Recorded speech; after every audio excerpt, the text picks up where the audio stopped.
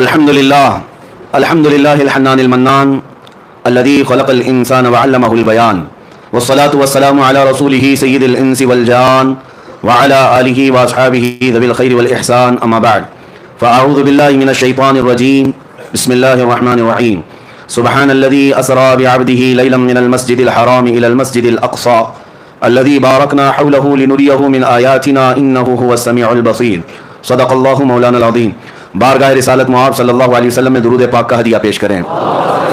اللہم صلی علی سیدنا و مولانا محمد معدن الجود والکرم وآلہ واصحابہ الکرام وابنہ الکریم وبارک وسلم صلاة دائمة سرمدا ابدا.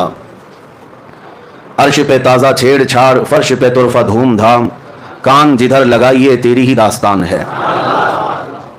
عزیزان گرامی وقار، آج کی یہ پاکیزہ محفل نبی رحمت شفیع امت آقا نامدار مدینے کے تاجدار روحی فدا محمد رسول اللہ صلی اللہ تعالی علیہ وسلم کے سفر معراج کی یاد کا حسین موقع اپنی زندگیوں میں اس کے انوار و تجلیات لوٹنے کا اور اپنی نسلوں تک اس عقیدے کو منتقل کرنے کا آج حسین موقع ہے. یہ رات شب معراج کے نام سے پوری دنیا میں پہچانی جاتی ہے.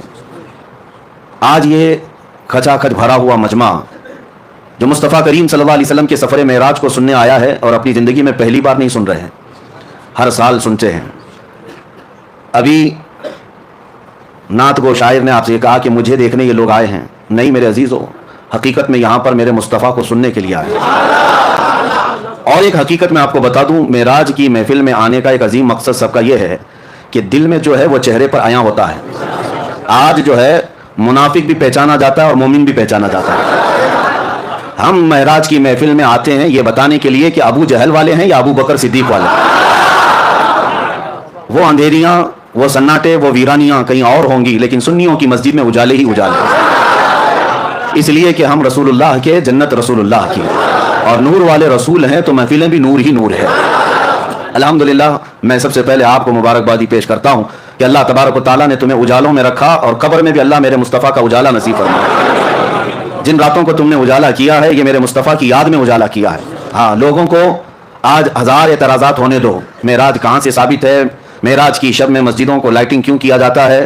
کیوں کمکمے لگائے جاتے ہیں؟ کیوں سجایا جاتا ہے؟ یہ سب اعتراضات چھوڑو. یہ ایمان و نفاق کی بات ہے، ایمان و نفاق کی بات ہے. میں تو یہی بات جانتا ہوں کہ تمہیں تمہارے چور بیٹوں کے برتھ ڈے پر سجانے میں کوئی اعتراض نہیں ہوتا، تمہارے ناجائز ہیپی اینیورسری میں سجانے کو کوئی اعتراض نہیں ہوتا، اور ہمیں کائنات کے دولہا کے آنے پر سجانے میں یہ اللہ تعالیٰ کی عطائیں اپنے اپنے نصیب کی بات ہے. تمہیں چوروں کی خوشیاں مبارک، ہمیں رسول پاک کی معراج ہے. ہم نبی پاک صلی اللہ تعالیٰ علیہ وسلم سے ریلیٹڈ ہر چیز کی خوشی دھوم دھام سے مناتے ہیں، اور اللہ نے سنیوں کو ہی یہ حصہ عطا کیا ہے، میلاد بھی تم ہی مناؤ، معراج بھی تم ہی مناؤ. ہاں، نبی پاک صلی اللہ تعالیٰ علیہ وسلم سے ریلیٹڈ ہر چیز تمہیں وراثت میں دی گئی ہے. ہاں، جن کا حصہ نہیں ہے، جن کا نصیبہ نہیں ہے، مولا نے انہیں دنیا میں بھی محروم رکھا ہے، اور انشاءاللہ قیامت میں دیکھنا ہے. عرش حق ہے، مسند رفعت رسول اللہ کی، دیکھنی ہے حشر میں عزت رسول اللہ کی، دیکھنی ہے حشر میں عزت رسول اللہ کی. حقیقت میں آپ کو بتاؤں، معراج کا واقعہ سنتے آتے ہیں ہم بچپن سے، اور پھر ہم اس کو دہراتے بھی ہیں، اس لیے کہ بچے جوان ہو رہے ہیں، جوان بوڑھے ہوتے جا رہے ہیں، اور حالات ایسے کہ روز روز نئی تحقیقات اور نئی نئی افواہیں، کسی کی طرف سے اعتراض، کسی کی طرف سے شک ڈالنا. لیکن یہ محفلیں ہر سال آتی ہیں اور ہمارے ذہنوں سے شک کے غبار کو دور کر کے یقین پیدا کرتی ہیں، اور ہم اپنے بچوں میں یہ عقیدہ ٹرانسفر کرتے جائیں گے، اور یہی بات بتاتے جائیں گے اپنے بچوں کو کہ نبی پاک صلی اللہ تعالیٰ علیہ وسلم کی معراج یہ صرف اور صرف ایک واقعہ نہیں ہے، ایک کسوٹی ہے پہچاننے کی، ایک کسوٹی ہے پہچاننے کی. مانتے ہو کہ نہیں مانتے ہو یہ دیکھا جائے گا، کیونکہ میرے آقا صلی اللہ تعالیٰ علیہ وسلم کو اللہ نے بہت ساری خصوصیات عطا کی. سب حضور نے قوم میں نہیں بتائی، حضور کو بہت کچھ عطا کیا گیا ہے، سب امت کے سامنے میرے آقا نے نہیں بتائی. لیکن معراج کا سفر حضور کر کے آئے، بتانا کیا ضروری تھا؟ حضور کو اللہ نے نوازا ہے، نبی پاک صلی اللہ تعالیٰ علیہ وسلم کو قرب میں بلایا ہے، ساری نعمتیں اللہ نے اپنے حبیب کو عطا کی، لیکن آ کر کے میرے آقا نے امت کے سامنے رکھا کیوں، بتایا کیوں؟ اسی لیے کہ اب دیکھا جائے گا مومن کون ہے، منافق کون ہے. یہ بتانا حضور پاک صلی اللہ تعالیٰ علیہ وسلم کی سنت ہے. اور جو آج بھونکتے ہیں ان مولویوں کو میں کہتا ہوں، حضور نے معراج کا واقعہ خود بیان کیا. آج تک سنیوں کی مجلس سے جو عالم بیان کرتا ہے وہ میرے مصطفیٰ کی سنت پر عمل کرتا ہے. معراج کا واقعہ بیان کرنا خود میرے آقا صلی اللہ علیہ وسلم کی سنت مبارکہ ہے. ہم اس عظیم سنت کو زندہ کرنے آئے ہیں. میرے عزیزوں، معراج کا سفر جو ہے وہ حقیقت میں ایک معجزہ ہے، وہ ایک معجزہ ہے. معجزہ کسے کہتے ہیں؟ یہاں پر بہت ساری مجھے آج بحث کرنی ہے علمی اعتبار سے، دلائل کی روشنی میں، لیکن اس سے پہلے مختصر انداز میں واقعہ معراج کو عرض کیے دیتا ہوں. معراج کا سفر پہلے سن لیتے ہیں اور اس پر آنے والے اعتراضات، چاہے وہ جدید ٹیکنالوجی کے دور میں سائنس کے اعتبار سے کوئی یا کسی بھی اپنی من گھڑت تعویلات کی بنیاد پر اعتراض کرتا ہے تو ہم اس کا شافی و کافی جواب رکھتے ہیں الحمدللہ۔ نبی پاک صلی اللہ تعالیٰ علیہ وسلم کے اعلان نبوت کے بعد مسلسل کفار و مشرکین کی طرف سے تکلیفیں بڑھتی جاتی تھیں، ہر دن ایک نیا فتنہ، ہر دن صحابہ کی آزمائش۔ نبی رحمت صلی اللہ تعالیٰ علیہ وسلم کو کس طرح کی اذیتیں دی گئی، بائیکاٹ کیا گیا، سوشل بائیکاٹ کیا گیا، نبی پاک صلی اللہ علیہ وسلم کے غلاموں کو مارا گیا، قتل کیا گیا، شہید کیا گیا، سب دیکھا۔ نبی پاک صلی اللہ تعالیٰ علیہ وسلم نے اعلان نبوت کے 10ویں سال کے بعد غمگین تھے، آپ کا قلب اطہر غمگین تھا۔ اللہ رب العزت نے یہی 26ویں رجب کا دن گزار کر کے جو 27ویں شب آئی، جبرائیل امین کو بھیجا کہ جاؤ میرا محبوب کبیرہ خاطر ہے، میرا محبوب غمگین ہے، میں محبوب کو دنیا کی نہیں اپنے قرب کی لذتیں دینا چاہتا ہوں۔ ہم اور آپ پریشان ہوتے ہیں تو ہمارے دل کو بہلانے کے لیے کئی جگہ ہیں، کوئی پہاڑ کے اوپر جائے، کوئی سمندر کے کنارے جائے، کوئی باغیچے میں چلا جائے، یہ ہمارے اور تمہارے دل بہلانے کی جگہ ہو سکتی ہیں، لیکن اللہ کا محبوب جب غمگین ہو تو اس رسول کو دل بہلانے کے لیے اللہ نے دنیا کے کوئی مقامات نہیں رکھے، فرمایا سیدھے محبوب کو بلاؤ اور جنت کی سیر کراؤ اور عرش و کرسی لوح و قلم دکھاؤ اور پھر لامکاں کی سیر کے بعد رب ذوالجلال کے قرب کی لذتیں دی جائے۔ میرے آقا صلی اللہ تعالیٰ علیہ وسلم کو کس طرح بلایا گیا؟ ہم اور آپ اگر دوست ہیں، بلانے کے کئی طریقے ہیں، میں خط بھیج کر کے بلا سکتا ہوں آپ کو، ٹیلی فون کر کے بلا سکتا ہوں، میسج دے کر کے بلا سکتا ہوں، یہ بلانے کا ایک طریقہ یہ ہے۔ یا تو پھر آپ کو بلانے کے لیے بہت اعلیٰ محبت کا تقاضا یہ ہوتا ہے کہ اعلیٰ محبت کا تقاضا اپنی طرف سے کسی ایک کو قاصد بنا کر بھیجوں، اپنا معتمد کوئی ہو اسے قاصد بنا کر بھیجوں اور کہوں کہ آ جائیے آپ تشریف لائی، یہ عزت کا اعلیٰ درجہ ہوتا ہے۔ اور اس سے بھی اعلیٰ درجہ یہ ہوتا ہے کہ چل کر نہ ہو، میں سواری بھی میں ہی بھیجتا ہوں، یہ محبت کا اعلیٰ درجہ ہوتا ہے۔ رب تبارک و تعالیٰ معراج کی رات جب اپنے محبوب کو بلایا، ویسے تو قرآن کی آیتیں ڈائریکٹ اتر رہی تھیں، اللہ تبارک و تعالیٰ وہی فرما دیتا محبوب آ جاؤ میرے پاس، نہیں، عظمت اور محبت کا تقاضا یہ تھا، کائنات میں فرشتوں میں سب سے اعلیٰ جو اعلیٰ میں فرشتہ ہے وہ سید الملائکہ جبرائیل امین کو بھیجا گیا، جبرائیل امین کو بھیجا گیا اور ساتھ میں براق سواری کو بھی بھیجا گیا۔ محبوب میرا جبرائیل کے اٹھانے کے بعد براق پر سواری کرتے ہوئے آئے، ورنہ میرے آقا صلی اللہ علیہ وسلم کو براق کی بھی ضرورت نہیں تھی، براق سواری کی بھی ضرورت نہیں تھی، کیونکہ براق ایک سواری ہے۔ آخر میں آپ معراج کے واقعے میں سنیں گے براق سواری بھی ایک جگہ جا کر کے رک گئی، اس کی لمٹ ختم ہو گئی، اس کے بعد کون چلا؟ سدرا سے بھی آگے کون گیا؟ جبرائیل امین سے پوچھو، وہاں سے بھی آگے کون گیا؟ ضرورت نہیں تھی، لیکن یہ عظمت ہے، یہ عزت ہے حضور پاک صلی اللہ تعالیٰ علیہ وسلم سے اللہ تبارک و تعالیٰ جو محبت فرماتا ہے اس محبت کا تقاضا ہے۔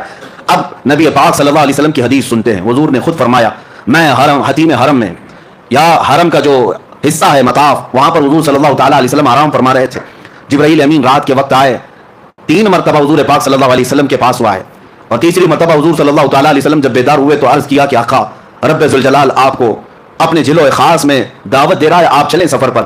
حضور کو اٹھایا اور اتنا ہی نہیں بلکہ چاہے زمزم کے پاس لے جا کر حضور پاک صلی اللہ علیہ وسلم کا سینہ اطہر چاک کیا گیا، آپ کا دل مبارک نکالا گیا، اور جنت کی ایک تشتری میں انوار و تجلیات سے بھرا ہوا پانی تھا، اس پانی سے رسول کریم صلی اللہ علیہ وسلم کے قلب اطہر کو دھویا گیا، پھر دوبارہ آپ کے سینے مبارکہ میں رکھا گیا، اور اس کے بعد پھر جبرائیل امین نے عرض کیا براق سواری آپ کے لیے تیار ہے۔ نبی پاک صلی اللہ تعالیٰ علیہ وسلم جب براق کے پاس گئے، یہ سواری نہ پہلے آپ سے کسی کو دی گئی اور نہ قیامت تک کسی کو دی جائے گی، وہ رسول کریم صلی اللہ علیہ وسلم کا خاصہ ہے۔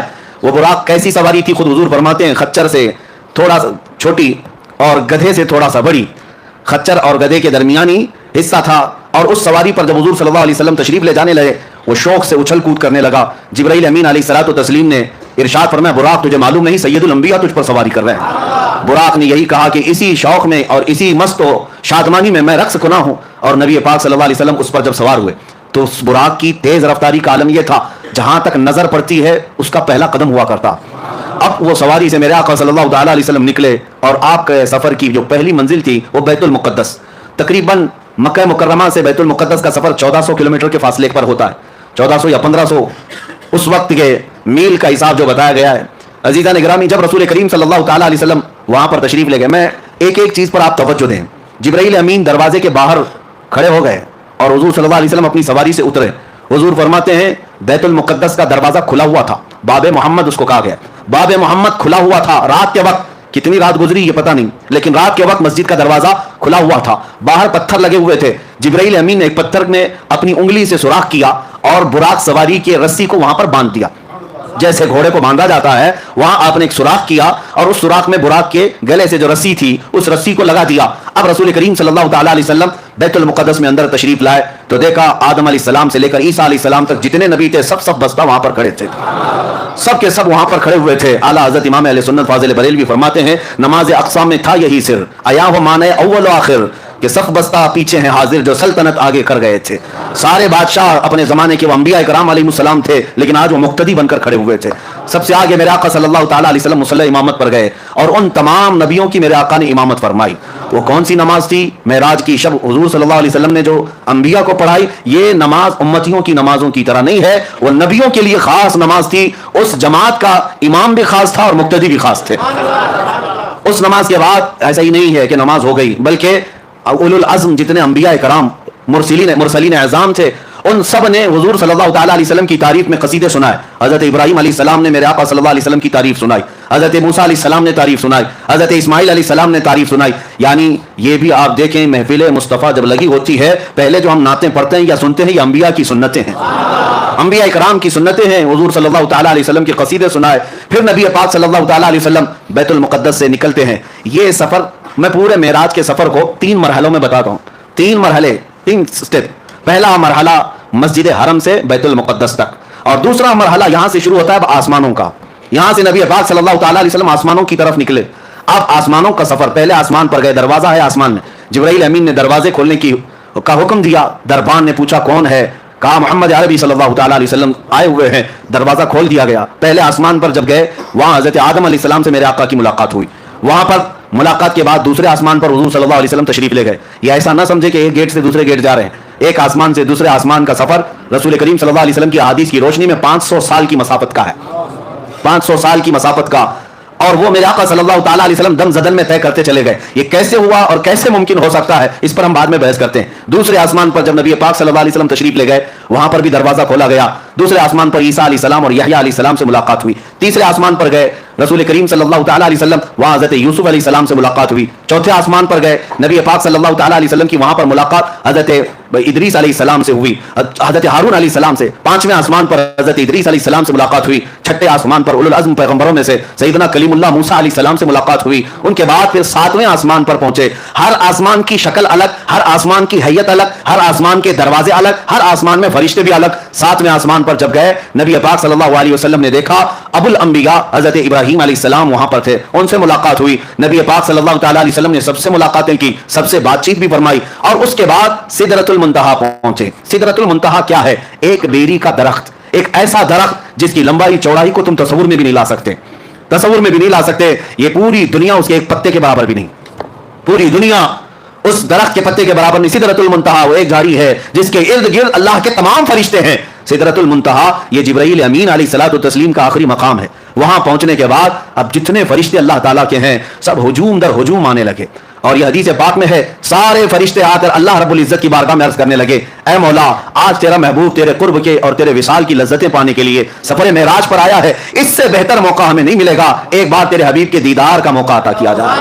اللہ رب العزت کی طرف سے ملائے اعلیٰ تمام فرشتوں کو اجازت دی گئی. حضور صلی اللہ تعالی علیہ وسلم ارشاد فرماتے ہیں میں سدرۃ المنتہا کے پاس تھا, فرشتے ہجوم در ہجوم آتے اور زیارت کرتے, درود پڑھتے اور نکلتے چلے جاتے. وہ کیسا سامان تھا, وہ کیسا نور کا وہ ماحول تھا کہ اس لمحے, یہ کتنے لمحے گزرا, کتنا زمانہ گزرا, ہم میں سے کوئی ادراک نہیں کر سکتا, تصور نہیں کر سکتا. سدرۃ المنتہا کے سفر کے بعد یہ دوسرا مرحلہ ختم ہوا. یہ سیکنڈ اسٹیپ, 3 اسٹیپ میں بتا رہا ہوں. تیسرا مرحلہ سدرۃ المنتہا کے بعد براق کو بھی چھوڑ دیا گیا. جبرائیل امین بھی وہاں رک گئے اور حضور صلی اللہ علیہ وسلم نے ان سے کہا کہ چلو جبرائیل آگے. تو جبرائیل کہنے لگے لو دنوت انملتن, اگر میں ایک رائی کے دانے کے برابر بھی آگے بڑھ جاؤں تو اللہ کی تجلی سے میرے پر جل جائیں گے. اس سے زیادہ کی لمٹ نہیں ہے, اس سے آگے نہیں جا سکتا. آپ تشریف لے جائیں, آپ کا رب آپ کا حامی و ناصر ہے. نبی پاک صلی اللہ علیہ وسلم اس کے آگے کا جو سفر فرماتے ہیں. پھر بھی ابھی ایک سواری لائی گئی جس کو رف رف کہا گیا. رف رف یہ براق سے بھی کئی ہزار درجے تیز رفتار, براق سے کئی ہزار درجے تیز رفتار. اس میں جب نبی پاک صلی اللہ تعالی علیہ وسلم سوار ہوئے تو جہاں تک جبرائیل کی نظریں جاتی تھی وہاں تک رف رف گیا. پھر حضور صلی اللہ تعالی علیہ وسلم کو رف رف سے بھی اترنے کا حکم ہوا. رف رف سے جب آپ صلی اللہ علیہ وسلم اتر آئے تو اس سواری کو بھی چھوڑ دیا گیا. اب حکم ہوا کہ اب محبوب اکیلے جائیں, اس سے آگے اب کسی کا سفر نہیں ہے, اب آپ اکیلے جائیں. اب جس جگہ میرے آقا صلی اللہ علیہ وسلم گئے اس کو کہتے ہیں لا مکان. اس کو کیا کہتے ہیں؟ لا مکان. لا مکان کا مطلب ہوتا ہے مکان ہے ہی نہیں, جگہ ہے ہی نہیں. کیا بولو گے اس کو؟ اس کا نام کیا ہے؟ اس کا نام کیا؟ اچھا، اور دوسری بات، وہ کہاں ہے، کیسا ہے، کدھر ہے، یہ بھی نہیں پتا. ہم یہاں ہیں تو ہمارے جہتیں ہیں، 6 جہت مشہور ہے. جہت کس کو کہتے ہیں؟ ڈائریکشنز کو. ایک سامنے، ایک پیچھے، ایک دائیں، ایک بائیں، ایک اوپر، ایک نیچے. اس کو جہت کہتے ہیں. سامنے ہونا، پیچھے ہونا، دائیں ہونا، بائیں ہونا، اوپر ہونا، نیچے ہونا، یہ جہت ہے، یہ سمت ہے. نبی پاک صلی اللہ تعالیٰ علیہ وسلم جہاں تشریف لے گئے وہاں کوئی جہت ہی نہیں، کوئی جہت نہیں. وہاں سامنے بھی نہیں کہہ سکتے، پیچھے بھی نہیں کہہ سکتے، دائیں بھی نہیں، بائیں بھی نہیں، اوپر بھی نہیں، نیچے بھی نہیں. یہ صرف مکان میں ہوتا ہے، لا مکان میں نہیں ہوتا. لا مکان میں جہتیں نہیں ہوتی. اسی کو اعلیٰ حضرت فرماتے ہیں، خرد سے کہہ دو کہ سر جھکا لے. خرد کہتے ہیں عقل کو، عقل کے گھوڑے دوڑانے والوں، خرد سے کہہ دو کہ سر جھکا لے. یہاں جہت کو پڑے ہے لالے، یعنی جہت جو ہے سمت ان کو خود ہی نہیں معلوم. اعلیٰ حضرت فرماتے ہیں یہاں جہت کو پڑے ہیں لالے، کسے بتائیں کدھر گئے تھے. نبی پاک صلی اللہ تعالیٰ علیہ وسلم کدھر گئے تھے، کون بتائے؟ ادھر گئے تھے کہ ادھر گئے تھے، ادھر گئے تھے کہ ادھر گئے تھے. اعلیٰ حضرت فرماتے ہیں ادھر ادھر بھی مکان میں ہے، لا مکان میں ہے ہی نہیں. لا مکان میں ادھر ادھر بھی نہیں، یہاں وہاں بھی نہیں، بلکہ وہ لا مکان ہے. اب رسول پاک صلی اللہ علیہ وسلم کا وہ نوری سفر یہ تیسرے مرحلے کا ہے. اب میں آپ کو بتاؤں 3 سفروں کے لیے 3 الگ الگ شان میرے مصطفیٰ کو دی گئی ہے، الگ الگ شان. ظاہر سی بات ہے، میں آپ کو بتاؤں ہر سفر کے کپڑے الگ ہوتے ہیں، ہر سفر کے کپڑے الگ ہوتے ہیں. کشمیر جاؤ تو ٹھنڈی کا لباس لے کے جاؤ. ہاں، اکثر ٹھنڈیوں کے موسم میں یوں ہی نہیں جاتے، کسی گرم جگہ پر جا رہے ہوں تو وہاں کے کپڑے الگ ہوتے ہیں. ہر جگہ کے کپڑے الگ ہوتے ہیں. جہاں کا سفر کرنا ہے ویسا لباس، ویسا کھانا. اب نبی پاک صلی اللہ تعالیٰ علیہ وسلم کے اس سفر میں ائمہ اکرام نے فرمایا پہلا سفر جو تھا وہ عالم بشریت کا تھا. مسجد حرم سے مسجد اقصیٰ تک یہ عالم بشریت کا سفر تھا، بشریت کا. اور اب یہاں سے بیت المقدس سے سدرۃ المنتہا تک نبی پاک صلی اللہ علیہ وسلم کی نورانیت کا سفر تھا. اور سدرۃ المنتہا سے عرش الہی اور لامکاں کا سفر حقیقت محمدیہ کا تھا. اب اس حقیقت محمدیہ کو کوئی پہچان نہیں سکتا. بشریت بھی میرے آقا میں ہے، نورانیت بھی میرے آقا میں ہے، اور حقیقت بھی میرے آقا میں ہے. اور ہر جگہ کا لباس الگ ہے، اور ہر جگہ کی معراج ہوئی. ہر جگہ کی معراج کسے کہتے ہیں؟ عروج کو، بلندی کو. ہر جگہ وہ چیز میرے آقا کو دی گئی جس کو عام انسان کر ہی نہیں سکتا، عام انسان کر ہی نہیں سکتا.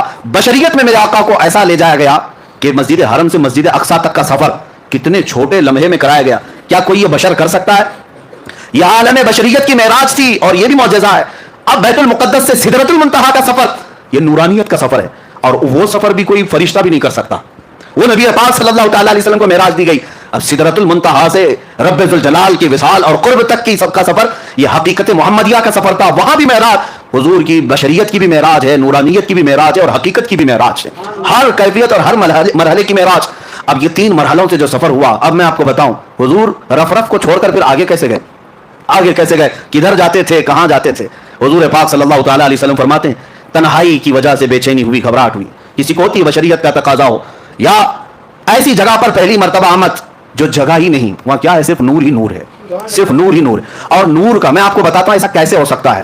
لوگ سوچتے ہیں ایسا کیسے ہو سکتا ہے کہ آپ کہہ رہے ہیں دائیں بھی نہیں، بائیں بھی نہیں، آگے بھی نہیں، پیچھے بھی نہیں، ایسا کیسے. نور کا یہی خاصہ ہے، نور کا یہی خاصہ، اس کی اسپیشلٹی یہی ہے. میں ابھی پوچھتا ہوں مسجد میں لائٹ لگی ہوئی ہے، لائٹ تو اوپر ہے، اجالا یہاں ہے. اب مجھے بتاؤ یہ اجالا سامنے ہے کہ پیچھے ہے کہ دائیں ہے کہ بائیں؟ اجالا کدھر ہے؟ کوئی کہہ سکتا ہے؟ آپ کہیں گے نیچے بھی ہے، اوپر بھی ہے، دائیں بھی ہے، بائیں بھی نہیں. میں کہتا ہوں ایک جگہ بتاؤ، ایک جگہ بتاؤ یہ اجالا کہاں ہے؟ تمہارے سامنے ہے کہ پیچھے ہے کہ دائیں ہے کہ بائیں ہے؟ آپ کو مجبوراً کہنا پڑے گا یہ اجالے کی کوئی سمت ہی نہیں ہوتی، یہ اجالے کی کوئی جہت ہی نہیں ہوتی، اس کا ڈائریکشن نہیں، یہ پھیلا ہوا ہے. نبی پاک صلی اللہ علیہ وسلم جس لامکان میں گئے تھے وہ نور علی نور ہے، وہاں کوئی سمت نہیں تھی. اب نبی پاک صلی اللہ تعالیٰ علیہ وسلم جب آگے بڑھنے لگے پھر رک گئے، آگے بڑھنے لگے پھر رک گئے. سنو اب اے محبوب اب رک جائیں، آپ کا رب خود قریب آ رہا ہے. یہ اب محبت کے تقاضے، عظمت کے تقاضے. میں آپ کو بلایا ہوں بلا تشبیہ و بلا تمثیل، ذہنوں کو قریب کرنے کے لیے کہہ رہا ہوں. آپ سے میں محبت کرتا ہوں، بلایا میں اپنی جگہ پر، اپنے گھر پر، قاصد بھی بھیجا، سواری بھی بھیجا، آپ آئے میرے گھر. مجھے پتا چلا میں جس مہمان کو اور جس محبوب کو بلایا ہوں آیا ہوں. اب اور اعلیٰ محبت کا تقاضا یہ ہے میں اپنے گھر کے صوفے میں بیٹھ کر انتظار نہ کروں، دروازے سے نکل کر کے تمہارا استقبال کروں، نکل کر میں تمہارا استقبال کروں. یہ اعلیٰ درجے کی عظمت ہوا کرتی ہے، بلا تشبیہ بلا تمثیل. میرے مصطفیٰ رب ذوالجلال کے قرب میں جا رہے تھے، بلایا گیا قاصد بھیج کر، بلایا گیا سواری پر بٹھا کر. لیکن جب اس جگہ پر پہنچے جس جگہ کا نام ہی نہیں ہے تو رب تبارک و تعالیٰ نے ارشاد فرمایا قف یا محمد ان ربک یصلی، اے محبوب رک جائیں آپ کا رب خود قریب آ رہا ہے. اب کتنا قریب آیا، کتنا قریب آیا. اب سورہ نجم کی آیتیں سنو. رب تعالیٰ فرماتا ہے ثم دنا فتدلی فکان قاب قوسین او ادنی، پھر وہ قریب ہوا اور قریب ہوا، پھر وہ قریب ہوا اور قریب ہوا، اتنا کہ 2 کمانوں کے بیچ کا جو حصہ ہوتا ہے اس سے بھی زیادہ قریب ہوا. اب یہ جو استعارہ اس کو کہتے ہیں عربی میں، تشبیہ دی گئی کمان سے. कमान, क्यों? ये बहुत ही नफीस बात है इसके अंदर। कमान से भी ज्यादा करीब हो आप। कभी सुने आप अपनी जुबान में कि कमान से भी ज्यादा करीब है? काब कौसैन, ये कुरान पाक सूरह नज्म में कौसैन कहते हैं। तीर कमान तो देखा होगा ना? हाँ, कमान जो है वो इस तरह से गोल, हाफ दायरा, हाफ सर्कल। ये जो कमान है इससे तशबीह क्यों दी गई? एक दो कमानों से भी कम का फासला रह गया। असल में लोग ये समझते होंगे ये जो तीर कमान है ये नहीं है, अरबों की एक कहावत है ये, क्योंकि कुरान अरबी में नाजिल हुआ अरबों को चैलेंज करते हुए। उनके यहाँ जो मुहावरे चलते थे वो क्या है पता है? अरब कबीलों में, अरब खानदानों में एक दस्तूर था, दो खानदान वाले जब सुलह करते, जब दो खानदान वाले कोई मुआहिदा करते, एग्रीमेंट करते कि आज से हम और आप सगे भाई की तरह मोहब्बत में हम एक दूसरे से बहुत करीब हैं, तो क्या करते थे पता है? एक खानदान का लीडर दूसरे खानदान का लीडर दोनों मैदान में आते और दोनों के हाथ में कमान होते थे। तवज्जो से सुने, दोनों के हाथों में कमान होते और तीर भी होते। दोनों मोहब्बत का एग्रीमेंट कर रहे हैं, दोनों दो खानदानों में जब सुलह होती और मोहब्बत का मुआहिदा होता तो ये करते, दोनों कमान लेकर के मैदान में आते। अब क्या करते? इस कबीले वाला अपना कमान उसको देता, उसका कमान खुद लेता, बदल होते, अदल बदल। ये उस कबीले की कमान लेता और वो उस कबीले की कमान लेता। अब क्या करते? सुनिए अरबों की मोहब्बत के किस्से। दोनों कबीले वाले तीर चलाते, अपने अपने कमानों से तीर चलाते, और जब तीर जाकर गिरता तो दोनों खानदानों वाले नारा क्या लगाते पता है? कि तुम्हारा चलाया हुआ तीर हमारा है, हमारा चलाया हुआ तीर तुम्हारा है। ये मोहब्बत के लिए ये तरीका होता था, कौसैन इसको कहते, दो कमानों को, कि जब बहुत ज्यादा करीब हो जाएं तो मेरा तीर तुम चलाओ, तुम्हारा तीर मैं चलाऊं, लेकिन बात ये होगी सब में कि मेरा चलाया हुआ तुम्हारा समझा जाएगा, तुम्हारा चलाया हुआ मेरा समझा जाएगा। ये अरबों में करीब होने को मिसाल दी जाती, बिला तशबीह व बिला तमसील। रब्बे जुल जलाल ने करीब बुला करके ये इरशाद फरमाया, वो अरबों में कौसैन बदल करके करीब होने की बात करते हैं, मेरा महबूब तो उससे भी ज्यादा करीब हुआ। और इसी को आला हजरत अपने कसीदे में फरमाते हैं, मैं तो मालिक ही कहूंगा कि हो मालिक के हबीब, मैं तो मालिक ही कहूंगा कि हो मालिक के हबीब, यानी महबूब व मुहिब में नहीं मेरा तेरा, महबूब व मुहिब में नहीं मेरा तेरा, जो काम खुदा का है वो काम मेरे रसूल का है। और कुरान में भी है जो रसूल ने फरमाया, अल्लाह फरमाता है ये मेरा काम है। तो ये कुर्ब के लिए कहा गया, इतना करीब मेरे आका तशरीफ ले गए। अब मैं आपको बताता हूं उसके बाद क्या हुआ। उसके बाद क्या हुआ? वहां पर रब्बे जुल जलाल को महबूब रब ने, हुजूर पाक सल्लल्लाहु तआला अलैहि वसल्लम ने अपने जाहिरी आंखों से देखा, सिर्फ तजल्ली को नहीं पूरी ज़ाते इलाही को देखा। अब यहां पर जो एतराज है कुरान पाक में, ला तुदरिकुहुल अबसार, उसको कोई आंख देख नहीं सकती, उसको कोई आंख देख नहीं सकती। ये आयत पढ़ करके बाज लोग ये कहते हैं ये हो ही नहीं सकता, हुजूर कैसे देख सकते हैं? लेकिन मैं उनसे कहता हूं उस आयत में अल्लाह ने ये नहीं फरमाया कि मैं अता करूं तो भी नहीं देख सकता, ये तो नहीं फरमाया। कोई आंख नहीं देख सकती यकीन है, लेकिन वो खुद किसी को ताकत दे दे तो मुमकिन है मौला करीम। अब मैं आपको उसी बहस की तरफ ले जाऊंगा, पहले इस मेराज के वाक़े को कंप्लीट करते हैं, क्योंकि ये हमारा दस्तूर है, पूरा आप सुन ले। करीब इतना हुए, अब उसके बाद कितनी देर रहे, क्या बातें हुई, ये महबूब व मुहिब के राज हैं। फ़अौहा इला अब्दिही मा औहा, कुरान में यह है कि अल्लाह ने अपने हबीब पर वही की जो वही की, खुद रब ताला नहीं बताया। कुरान में हर चीज बताई गई है, लेकिन वहां अपने हबीब को क्या बातें की? अल्लाह फरमाता है फ़अौहा इला अब्दिही मा औहा, अपने बंदे खास से जो बातें करनी थी कर लिया, रब हो गई बातें। अब उसके बाद रसूल पाक सल्लल्लाहु अलैहि वसल्लम इरशाद फरमाते, अल्लाह अज़्ज़ व जल ने अपने दस्ते कुदरत को मेरे सीने पर रखा, जिसकी ठंडक मैंने अपने दिल में महसूस की, और उसके बाद मैंने जमीन और आसमान की हर छुपी हुई चीज को देख लिया, हर शय मेरे सामने आया हो गई। फिर आला हज़रत इसी को फरमाते, या रसूल अल्लाह, सर अर्श पर है तेरी गुजर, दिरे फर्श पर है तेरी नजर, मलकूत तो मुल्क में नहीं कोई शय वो जो तुझ पे आया नहीं, और कोई गैब क्या तुमसे नेहा हो भला, जब ना खुदा ही छुपा। सबसे आला दुनिया में कोई चीज आपको लगती हो तो आप अपने अपने हिसाब से अकल से सोचते हो कि आसमान सबसे बुलंद है फलां उससे, लेकिन पूरी कायनात को बनाने वाला रब्बुल आलमीन है। उस रब्बुल आलमीन को जब रसूल पाक ने अपनी आंखों से देख लिया, खुदा देख लिया, तो फिर खुदाई क्या रह गई? खुदा को देख लिया तो फिर खुदाई कोई चीज बाकी ना रही, सब देख लिया मेरे आका सल्लल्लाहु अलैहि वसल्लम ने। अब रब्बुल आलमीन के जिलवे खास से जब आना था तब वापस हुए, और कितने साल थे, कब आए, ये नूरी सफर है, इसमें कोई बता नहीं सकता। वापस जब मेरे आका सल्लल्लाहु तआला अलैहि वसल्लम तशरीफ लाए तो आपको पता है छठे आसमान पर हजरत मूसा अलैहिस्सलाम से मुलाकात हुई। अब यहां पर भी देखें मेहमान के तकाजे क्या क्या होते हैं। फिर मैं आता हूं हमारी जिंदगियों के मामला, फिर मैं यही कहूंगा बिला तशबीह बिला तमसील, आपसे मोहब्बत करता हूं, बुलाना चाहता हूं, कासिद भेजा, सवारी भेजा, आप आए, घर से निकल करके मैं आया, इस्तकबाल किया, आप आ भी गए, बैठ भी गए, मोहब्बत की बातें भी हुई, जाने लगे। मोहब्बत का एक और अजीम अखलाकी एतबार से अजमत की एक निशानी यह भी है कि जब महबूब जा रहा हो तो खाली हाथ ना जाए, मेहमान जा रहा हो तो खाली हाथ ना जाए। महबूब आए हो अर्श तक, महबूब आए हो मेराज में, जा रहे हो तो तोहफा लेकर जाओ। तोहफा, अब तोहफा क्या देना चाहिए? میں تو یہی محسوس کروں گا بلا تشبیہ و بلا تمثیل، میں آپ کے مزاج کو دیکھ کر تحفہ دیتا ہوں. آپ آئے ہیں، آپ عطر پسند کرتے ہیں، عطر لے کے جائیے. آپ کو کپڑے پسند ہیں، کپڑے لے کر کے جائیے. آپ کو تسبیح پسند ہے، آپ وہ لے کر جائیں. ہر ایک آدمی پہلے پوچھ لیتا ہے کہ فلاں کو کیا پسند ہے.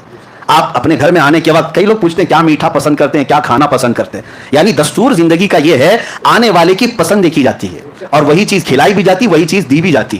لیکن کمال ہے جب رسول پاک صلی اللہ تعالیٰ علیہ وسلم کو رب تعالیٰ تحفہ دے رہا ہے تو رسول پاک کی یقیناً پسند کے مطابق ہی دیا گیا ہوگا، پسند کے مطابق ہی دیا گیا ہوگا. اب یہاں سے پتہ چلتا ہے میرے آقا کا کمال. رسول پاک صلی اللہ تعالیٰ علیہ وسلم کو سب سے زیادہ کوئی چیز پسند تھی تو ہم غریب امتی پسند تھے. حضور کی یہی کی پسند ہے، امتی امتی. اسی لیے رب ذوالجلال نے تحفہ بھی کیا دیا، محبوب یہ آپ کی امت کے لیے ہے، یا آپ کی امت کے لیے ہے، آپ لے جائیں. نبی پاک صلی اللہ تعالیٰ علیہ وسلم کو تحفہ ان کی سب سے عزیز چیز دی گئی. اسی لیے میرے آقا نے فرمایا جعلت قرۃ عینی فی الصلاۃ، نماز میں میری آنکھوں کی ٹھنڈک ہے. دیکھو تحفہ بھی وہی دیا گیا جو رسول کو سب سے زیادہ پسند تھا اور لے کر کے تشریف لائے. تو ابھی جو آپ سن بھی رہتے اور اس سے قبل سنے بھی ہوں گے، موسیٰ علیہ السلام ملاقات کیے، 50 نمازیں تھیں. کہا کہ آپ کی امت اتنی نہیں پڑے گی، کم کرا کر لائیں. حضور صلی اللہ تعالیٰ علیہ وسلم واپس تشریف لے گئے، 5 کم کرائے. یہ بار بار آتے تھے، بار بار جاتے تھے، 5 کم ہوتی تھی. 9 بار حضور گئے، 9 بار حضور پاک گئے اور 9ویں بار جب واپس تشریف لائے 5 بچی رہ گئی. حضرت موسیٰ علیہ السلام اس وقت بھی کہہ رہے تھے کہ اور کم کرا لی تھی. حضور صلی اللہ تعالیٰ علیہ وسلم نے ارشاد فرمایا اب مجھے حیا آتی ہے میرے رب کے پاس اور کم کرانے کے. لیکن اللہ رب العزت نے اپنے محبوب سے فرمایا جاؤ محبوب آپ اپنی امت کو یہ 5 دے دیں، لیکن اللہ ثواب 50 کا ہی عطا کرے. 5 پڑھو گے لیکن ثواب 50 کا ہی دیا جائے گا، اس میں کوئی کٹوتی نہیں کی گئی ثواب میں. اب یہاں پر بات یہ ہے کہ ایک ہی بار کیوں نہیں کم کر دیے، ڈائریکٹ 45 کم کر دیتے، ڈائریکٹ ایک ساتھ کم کرتے یا 2 بار میں کم کرتے. اب سنیے، آپ کو وہ واقعہ معلوم ہونا چاہیے کہ موسیٰ علیہ السلام نے اپنے زمانے میں ایک مرتبہ اللہ کریم کی بارگاہ میں یہ عرض کیا تھا ربی ارینی، اے اللہ تو مجھے اپنا دیدار کرا دے. اور وہ ایک بار نہیں بار بار کہتے تھے اے اللہ تو اپنے جلوے دکھا، اے اللہ تو اپنے جلوے دکھا، اے اللہ تو اپنے جلوے دکھا. رب تبارک و تعالیٰ کی بارگاہ میں بار بار اصرار کر رہے تھے. تو موسیٰ علیہ السلام کو کوہ طور پر بلایا گیا، پہاڑ پر، اور کہا گیا کہ آپ یہاں کھڑے رہے، رب تعالیٰ اپنی تجلی کی ایک ہلکی سی جھلک آپ کے سامنے پیش کرے گا. اور وہ اتنی چھوٹی کہ سوئی کے ناکے سے بھی کم، سوئی کے کونے سے بھی زیادہ چھوٹی، اور وہ ایک درخت پر ڈالی گئی. موسیٰ علیہ السلام جھپکتی آنکھوں سے ابھی دیکھ بھی نہ پائے تھے کہ بے ہوش ہو کر گر پڑے. قرآن پاک میں بھی یہ موجود ہے فلما تجلی ربہ للجبل جعلہ، فلما تجلی ربہ، جب اللہ تبارک و تعالیٰ نے اپنی تجلی کو ظاہر فرمایا، خر موسیٰ صاعقا، موسیٰ علیہ السلام بے ہوش ہو کر گر پڑے. اور اس کے بعد پھر اٹھے تو کہا سبحانک تبت الیک، تو بہت بلند و بالا ہے میرے مولا، میں تیری طرف واپس آتا ہوں. یعنی اس بات کی طرف سے میں واپس آ جاتا ہوں، اب تمنا نہیں کر پاؤں گا. اب موسیٰ علیہ السلام نے بار بار اصرار کیا تھا رب کو دیکھنے کی، لیکن نہیں دکھایا گیا.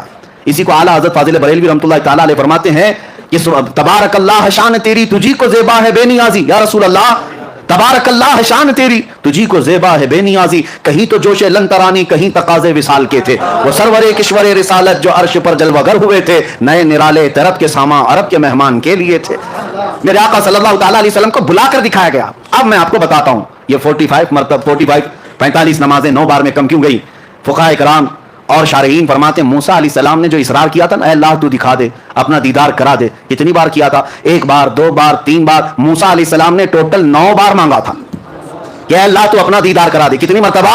9 بار. اور اللہ کا ایک وعدہ ہے کہ اللہ اپنے نبیوں کی دعا کو رد نہیں کرتا، اور اگر فوراً نہیں قبول کی گئی تو تھوڑی دیر کے بعد قبول کی جائے گی، ابھی نہیں تو بعد میں. موسیٰ علیہ السلام نے 9 بار کہا تھا کہ مولا تو اپنا دیدار کرا دے، اپنا دیدار کرا دے، اپنا دیدار کرا دے. ان کی ہر دعا کو اللہ نے محفوظ کر رکھا تھا، ہر دعا کو اللہ نے محفوظ کر رکھا تھا. اے موسیٰ وہ وقت بھی آئے گا جب تجھے جلوے دکھائے جائیں گے. لیکن جب وہ وقت آیا معراج کا، اب رب تبارک و تعالیٰ اپنے حبیب کو جب بھیجا زیارت کے بعد، 6 آسمان پر موسیٰ علیہ السلام سے ملاقات ہوئی تو رب کا یہی حکم تھا موسیٰ تم بظاہر اپنی آنکھوں سے ڈائریکٹ تو نہیں دیکھ سکتے تھے، اپنے حبیب کی آنکھوں میں میرے جلوے دیکھو. حبیب میرا میری زیارت کی آ رہا ہے، نظارے اپنی آنکھوں میں لیے آ رہا ہے. موسیٰ تم ڈائریکٹ تو نہیں دیکھ سکتے تھے، حبیب کی آنکھوں سے اپنے مولا کا دیدار کرو. ہم وسیلے والے اسی لیے ہیں میرے عزیزو. اگر اعلیٰ حضرت کو پڑھو کہتے ہیں بخدا خدا کا یہی ہے در، بخدا خدا کا یہی ہے در، نہیں اور کوئی مفر مخر. جو وہاں سے ہو یہی آ کے ہو، جو یہاں نہیں تو وہاں نہیں. ہاں جو یہاں نہیں تو. اعلیٰ حضرت نے سچ فرمایا حضور کے پاس جاؤ تبھی دروازے کھلیں گے.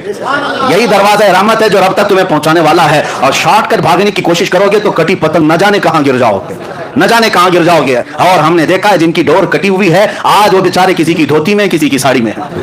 ہاں دیکھیں آج پتہ نہیں اس کو بھی راضی کرنا اس کو بھی راضی کرنا ہے، اور سب کو راضی کرتے کرتے ایسی حالت ہو گئی دھوبی کا کتا، نہ گھر کا نہ گھاٹ کا، نہ ادھر کے رہے نہ ادھر کے رہے، نہ خدا ہی ملا نہ وصال صنم. हाँ, बीच में बात आ गई, मैं अर्ज कर रहा हूं मेरे अजीजों, याद रखो, राजी करना हो अपने हबीब को राजी करो, राजी करो। वो मौला तुम्हारे एक सजदे से राजी होता है। वो एक सजदा जिसे तू गिरा समझता है, 1000 सजदों से देता है आदमी को नजात। इकबाल ने सच कहा था, एक सजदा दिल के साथ मेरे मौला की बारगाह में कर लो, हर जगह मौला झुकने से महफूज रखेगा, हर जगह तुम्हारे सर को महफूज रखेगा। अभी अभी आपने सुना होगा धर्म संसद के नाम पर कुछ पाखंडी मौलवी, आप पहले पाखंडी पुजारी होते थे, वो पाखंडी मौलवी भी हैं, वो गद्दार हैं जमात के, दाढ़ियां भी हैं, टोपियां भी हैं और बड़े नामचीन नाम रखते हैं और पूरे हिंदुस्तान की नुमाइंदगी करने की बात करते हैं। लेकिन इन्होंने क्या किया, अभी एक महफिल बुलाई धर्म संसद के नाम पर, शायद हो सकता है खबरें नहीं देख रहे हो आजकल, या पहुंची नहीं होंगी, अल्लाह करे कि ना ही पहुंचे, इसलिए कि दिलों के अंदर ऐसी चीजें पैदा हो जाती हैं, अल्लाह ही बचाए इन जालिमों की वजह से। ये जमात देवबंद के बड़े कायदीन उलमा की बात कर रहा हूं, जिनके पीछे पूरी पूरी जमात चलती है, और धर्म संसद बुलाकर पंडित भी हैं, सिख भी हैं, जैन भी हैं, बुलाया तो बुलाया, हमें इससे क्या है, जिसको बुलाना है सबको बुलाओ। लेकिन बैठे बैठे मौलवी साहब कहने लगे अल्लाह भी एक ही है, ओम भी एक ही है, जो अल्लाह कहेगा वो भी ठीक है, ओम कहेगा वो भी ठीक है, सब एक ही है। यही मैं कहता हूं कि कुछ को राजी करने के लिए उन्होंने किया तो स्टेज पर कि ये भी राजी हो जाएं, हुकूमत पर बैठे हुए कुत्ते थोड़े से हमें भी टुकड़े डाल दें, इसीलिए तो किया। लेकिन हुआ क्या, वहीं से छोड़ करके सारे चले गए और कहा मौलवी साहब तुम्हारे किस्से हम नहीं सुनेंगे। अल्लाह की पनाह, तुम इनको राजी करने के लिए कहां से कहां गिर पड़े, कहां से कहां गिर पड़े, ना इधर के रहे ना उधर के रहे। इसीलिए 100 साल पहले मेरे आला हजरत ने समझाया था, हाँ ऐ लोगों बेदार रहो, आंख से काजल साफ चुरा ले, यहाँ वो चोर भला के हैं। तेरी गठरी ताकी है और तूने नींद निकाली है, सोना जंगल रात अंधेरी छाई बदली काली है, सोने वालों जागते रहियो चोरों की। हाँ ये वही चोर हैं, ये वही चोर हैं। आंख से काजल साफ चुरा ले, क्या मतलब है, काजल कोई चुराता है, काजल कोई चुराता है? पुलिस स्टेशन में जाकर पूछो क्या आपके पास अब तक कोई ऐसा केस रजिस्टर हुआ कि कोई चोर जो है किसी का काजल चुरा के गया हो? शायद कोई थानेदार कहेगा कि नहीं ऐसा तो कोई केस नहीं आया, लेकिन यहां आता है केस। आला हजरत फरमाते नहीं है काजल चुराते हैं, आला हजरत ने इस्तिआरा लिया, आंख से काजल साफ चुरा ले, इसका मतलब यह है मोमिन की आंख का काजल इश्क मुस्तफा हुआ करता है। ये सुरमे की बोतल काजल की डिबिया नहीं मुराद है, हर मोमिन की आंख का काजल, आंख का सुरमा मेरे मुस्तफा का इश्क है और वो तुम्हारी आंखों में लगा हुआ है। और इस काजल को चुराने वाले चोर गली गली गठरी लेकर घूमते हैं और आते अल्लाह रसूल की बातें, अल्लाह रसूल की बातें कहां ले जाकर के छोड़ रहे हो। इसीलिए मेरे अजीजों, हमारे बुजुर्गों ने एक बहुत अच्छी बात सुनाई थी कि बगुला जो है बहुत सफेद रहता है, बड़ा खूबसूरत दिखता है। एक बार नदी में आया और सर झुकाए बैठा था, तस्बीह पढ़ रहा था, मछलियां खुश हो गई, अल्लाह वाले आए, अल्लाह वाले इतने सफेद इतने खूबसूरत हैं और सर झुकाए बैठे हुए सिर्फ तस्बीह पढ़ते हैं। छोटी छोटी मछलियां थी, नई नई मछलियां थी, उन्हें पता नहीं कि बगुला कैसे शिकार करता है, उन्हें मालूम नहीं। बड़ी मछली जो थी, बड़ी मछली को जब पता चला बगुला आया है, अंधा बगुला जिसको कहते हैं, सफेद वाला, वो आया है, छोटी मछलियां दौड़ी दौड़ी जा रही, चलो जियारत के लिए हजरत आए। बड़ी मछली ने समझा नहीं मियां ये तो चोर है, ये चोर है, ये डाकू है, जाओगे उछक ले जाएगा। सब बुरा भला कहने लगी, ये अम्मा ये दादी ये पुराने ख्यालात की हैं, इनको क्या मालूम अल्लाह वालों को बुरा कहती है। हाँ ये अपने घर में रहती हैं, बूढ़ी हो गई हैं, अल्लाह वालों को गालियां देती है, कितने सफेद हैं, कितने शरीफ, आंखें बंद किए हैं, तस्बीह पढ़ रहे, सर झुकाए। बूढ़ी मछलियां बोलती रह गई, छोटी मछलियां समझ ना पाई, कहा कि ये सब पुराने जमाने के ख्यालात हैं, हम तो कदम बोसी करके आएंगे, हम तो हाथ चूम के आएंगे। छोटी छोटी मछलियां आई कदम बोसी करने के लिए अंधे बगुले के पास, जब करीब आई कदमों के पास, बगुला छोंच मारा, सबको उठाकर ले गए, इस मछली को उस मछली को, जो जो छोंच में आई उठाकर भाग गया। बची हुई मछलियां आई और अम्मा से कहने लगी सच कहती थी आप, सच कहती थी। मेरे अजीजों बुजुर्ग यही तो समझाते थे आप सबको कि आंख से काजल साफ चुरा ले, वो चोर भला के हैं। हमारे नौजवान कहते हैं नहीं अल्लाह वालों को आप बुरा बुरा कहते हैं, ऊपर से नीचे तो सफेद लिबास पहने रहते हैं, हाँ बगुले की तरह है, लेकिन हम कहते हैं ठोक मार कर ले जाएंगे। इसीलिए परखना है किसी को तो जुब्बे टोपी से मत परखो, परखना है किसी को तो दाढ़ी टोपी से मत परखो। अगर किसी के कपड़े फटे हुए हो, बड़ा गंदा लिबास हो, सीना इश्क़े नबी से धड़क रहा हो, वो हमारे सर का ताज है, वो हमारे सर का ताज है, बल्कि हम उसके कदमों में जान लुटाने को भी तैयार हैं। परखना हो तो हुब्बे मुस्तफा पे परखो, अगर दिल में इश्क़े मुस्तफा है तो हमारा इमाम है। इसी को मुर्शिद गिरामी हुजूर ताज शरिया रहमतुल्लाह तआला अलैह, नबी से हो जो बेगाना उसे दिल से जुदा कर दे, नबी से हो जो बेगाना उसे दिल से जुदा कर दे, पितर मादर बिरादर जानो माल उन पर फिदा कर दे। मेरे अजीजों बात इधर उधर ना जाए, ये धर्म संसद के कुत्तों को छोड़ दो और फिर अलल ऐलान ये कहो जालिमो तुम्हारा दीन तुम्हें मुबारक, हमारा दीन हमें मुबारक। हमें हर जगह अल्लाहु अकबर ही सिखाया गया है, अल्लाह सबसे बड़ा है। उन जालिमों को इतना भी नहीं पता, ओम और अल्लाह को मिलाने के लिए बैठ गए। हमें तो इतना पता है, हम जब दुनिया में आए थे कान में सबसे पहले जो जुमला पड़ा अल्लाहु अकबर, सबसे पहला जुमला जो पड़ा वो क्या था? اللہ اکبر. اور فخر سے یہ کہتے ہوئے بھی جائیں گے, کان کھول کر سن لو, مریں گے بھی تو جنازے پر امام سب سے پہلے جملہ جو کہے گا وہ اللہ اکبر ہی ہوگا. ہم آئے تھے اللہ اکبر کہتے ہوئے, جائیں گے بھی اللہ اکبر کہتے ہوئے. نہ جانے ان ظالموں کے کان میں کس نے کیا بھونکا تھا, ہمیں نہیں پتا, ہمیں تو اللہ اکبر کہا گیا تھا.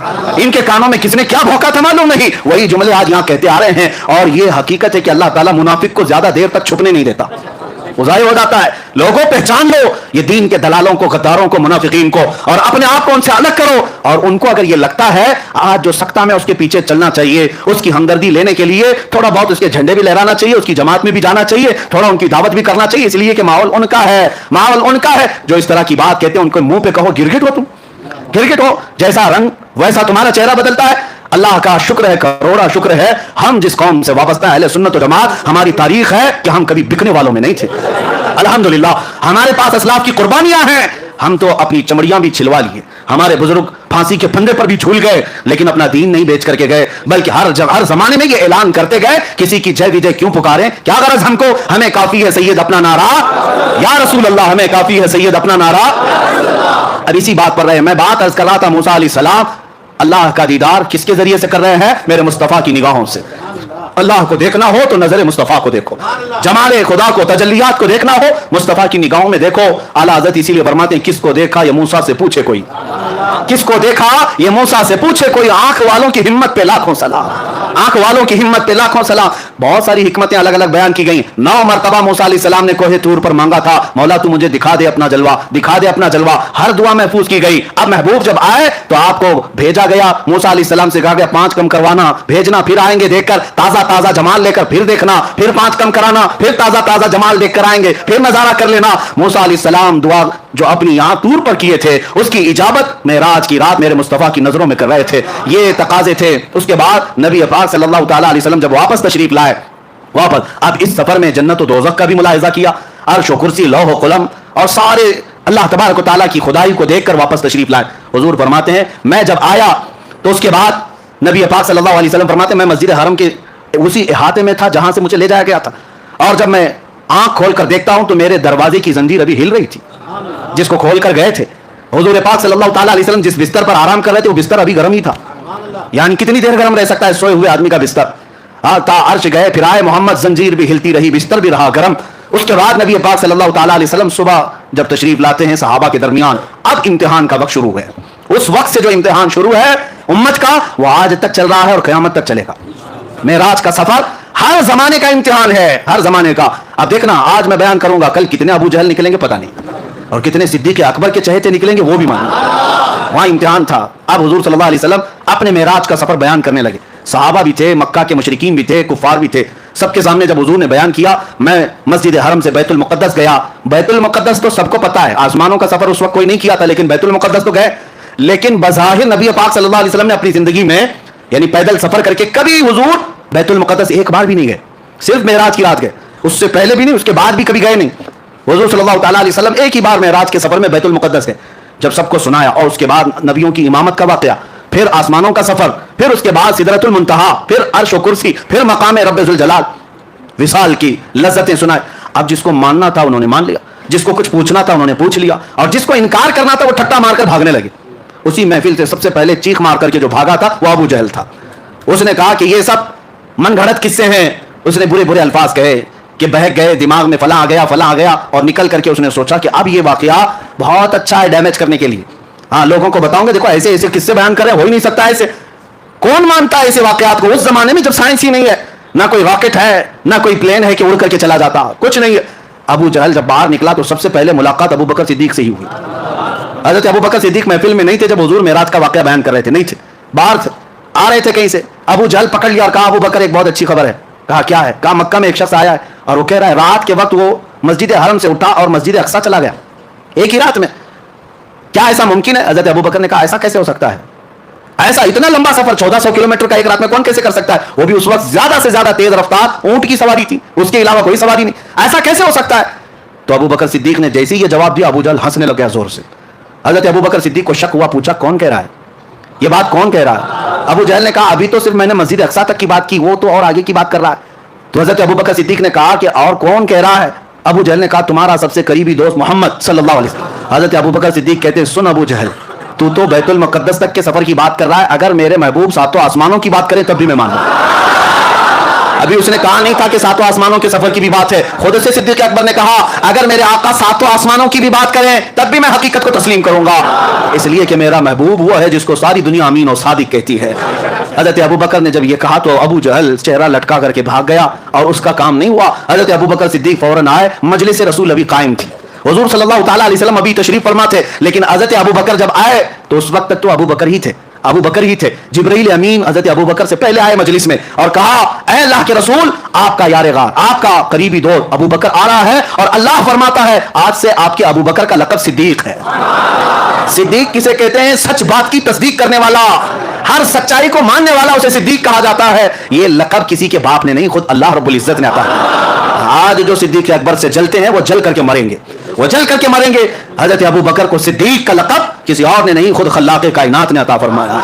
رسول کریم صلی اللہ تعالیٰ علیہ وسلم کے وہ عظیم ساتھی صحابی جنہوں نے اس وقت حضور صلی اللہ تعالیٰ علیہ وسلم کی ہر چیز کو مان لیا جب لوگ انکار کر رہے تھے. اب سنیے, اب مزے کی بات یہاں سے, لوگ کیا اسی طرح چھوڑ دیتے؟ حضور صلی اللہ تعالیٰ علیہ وسلم سے کچھ کفار مکہ نے سوالات پہ سوالات کی, کہا اچھا آپ بیت المقدس گئے تھے تو بتائیے بیت المقدس میں کتنے دروازے ہیں, آپ بتائیے. جو لوگ گئے تھے وہ تو کراس ویریفیکیشن کریں گے. حضور صلی اللہ تعالیٰ علیہ وسلم کے بارے میں انہیں معلوم تھا, کبھی حضور گئے نہیں ہیں, تو کہا آپ بتائیے بیت المقدس کیسا ہے, مسجد اقصی کیسی ہے.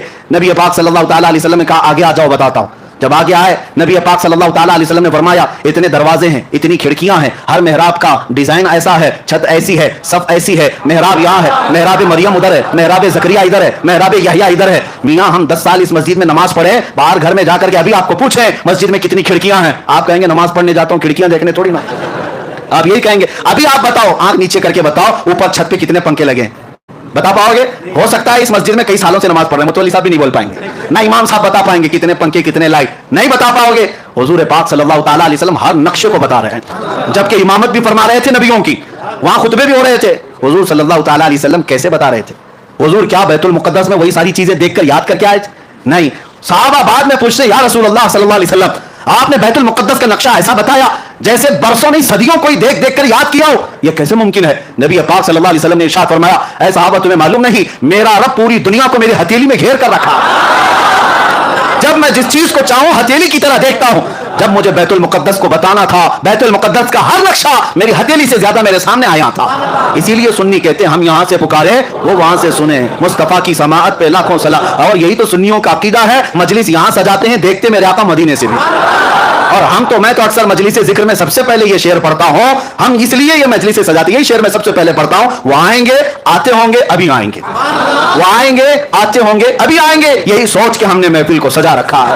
کوئی محفل میرے آقا کی نگاہوں سے پوشیدہ نہیں ہے. بیت المقدس کا ہر نقشہ ان کو جب بتایا تو کیا کہتے ہیں, اس کے علاوہ جواب کیا تھا؟ دم بخود رہ گئے. ایک بات یاد رکھیں, معراج کا واقعہ ایسی کسوٹی ہے, ایسی کسوٹی صرف اس پر ایمان والا ہی اتر سکتا ہے. باقی منافق کے سامنے جتنی بھی دلیلیں لاؤ اس کا چہرہ کالا کا کالا ہی رہے گا. نہیں ماننا ہے, نہیں ماننا ہے, نہیں ماننا ہے, نہیں ماننا ہے.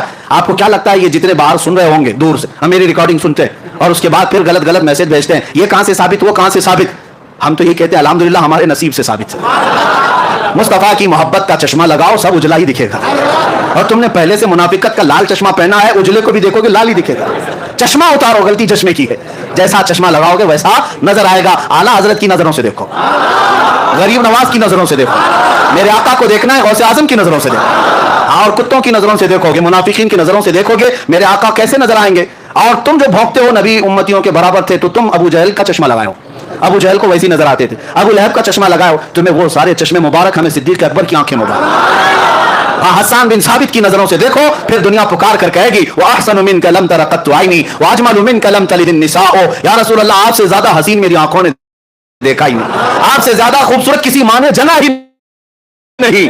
میرے عزیزوں دیکھنے کے لیے نظروں کی بھی بات ہے. کیا میں یہ جھوٹ بات کہہ رہا ہوں؟ چشمہ جیسا لگاؤ گے ویسا لگے گا. کوئی بیچارے کالا چشمہ دن میں لگا کر کے اور کہتے اتنی جلدی رات ہو گئی, جبکہ دوپہر کے 12 بج رہے تھے. قصور سورج کا نہیں تھا, قصور ان کے چشمے کا تھا.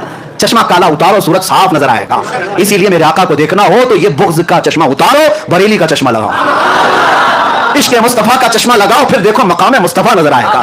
تم ادھر ادھر کی کہتے رہو گے حضور کو یہ نظر نہیں آتا, وہ نظر نہیں آتا, یہ سب تمہارے چشمے کا قصور ہے. بریلی کا چشمہ لگاتے ہی زبان کہنے لگتی ہے سرور کہوں کہ مالک و مولا کہوں. बाग़े खलील का गुले ज़ेबा कहूँ तुझे, हैरान हूँ मेरे शाह में क्या क्या कहूँ तुझे, लेकिन रज़ा ने ख़त्म सुखन इस पे कर दिया, खालिक का बंदा खल्क का। नजरों की बात है, नजरों की बात है, मुनकिरीन का कोई इलाज नहीं है मेरे अजीजों।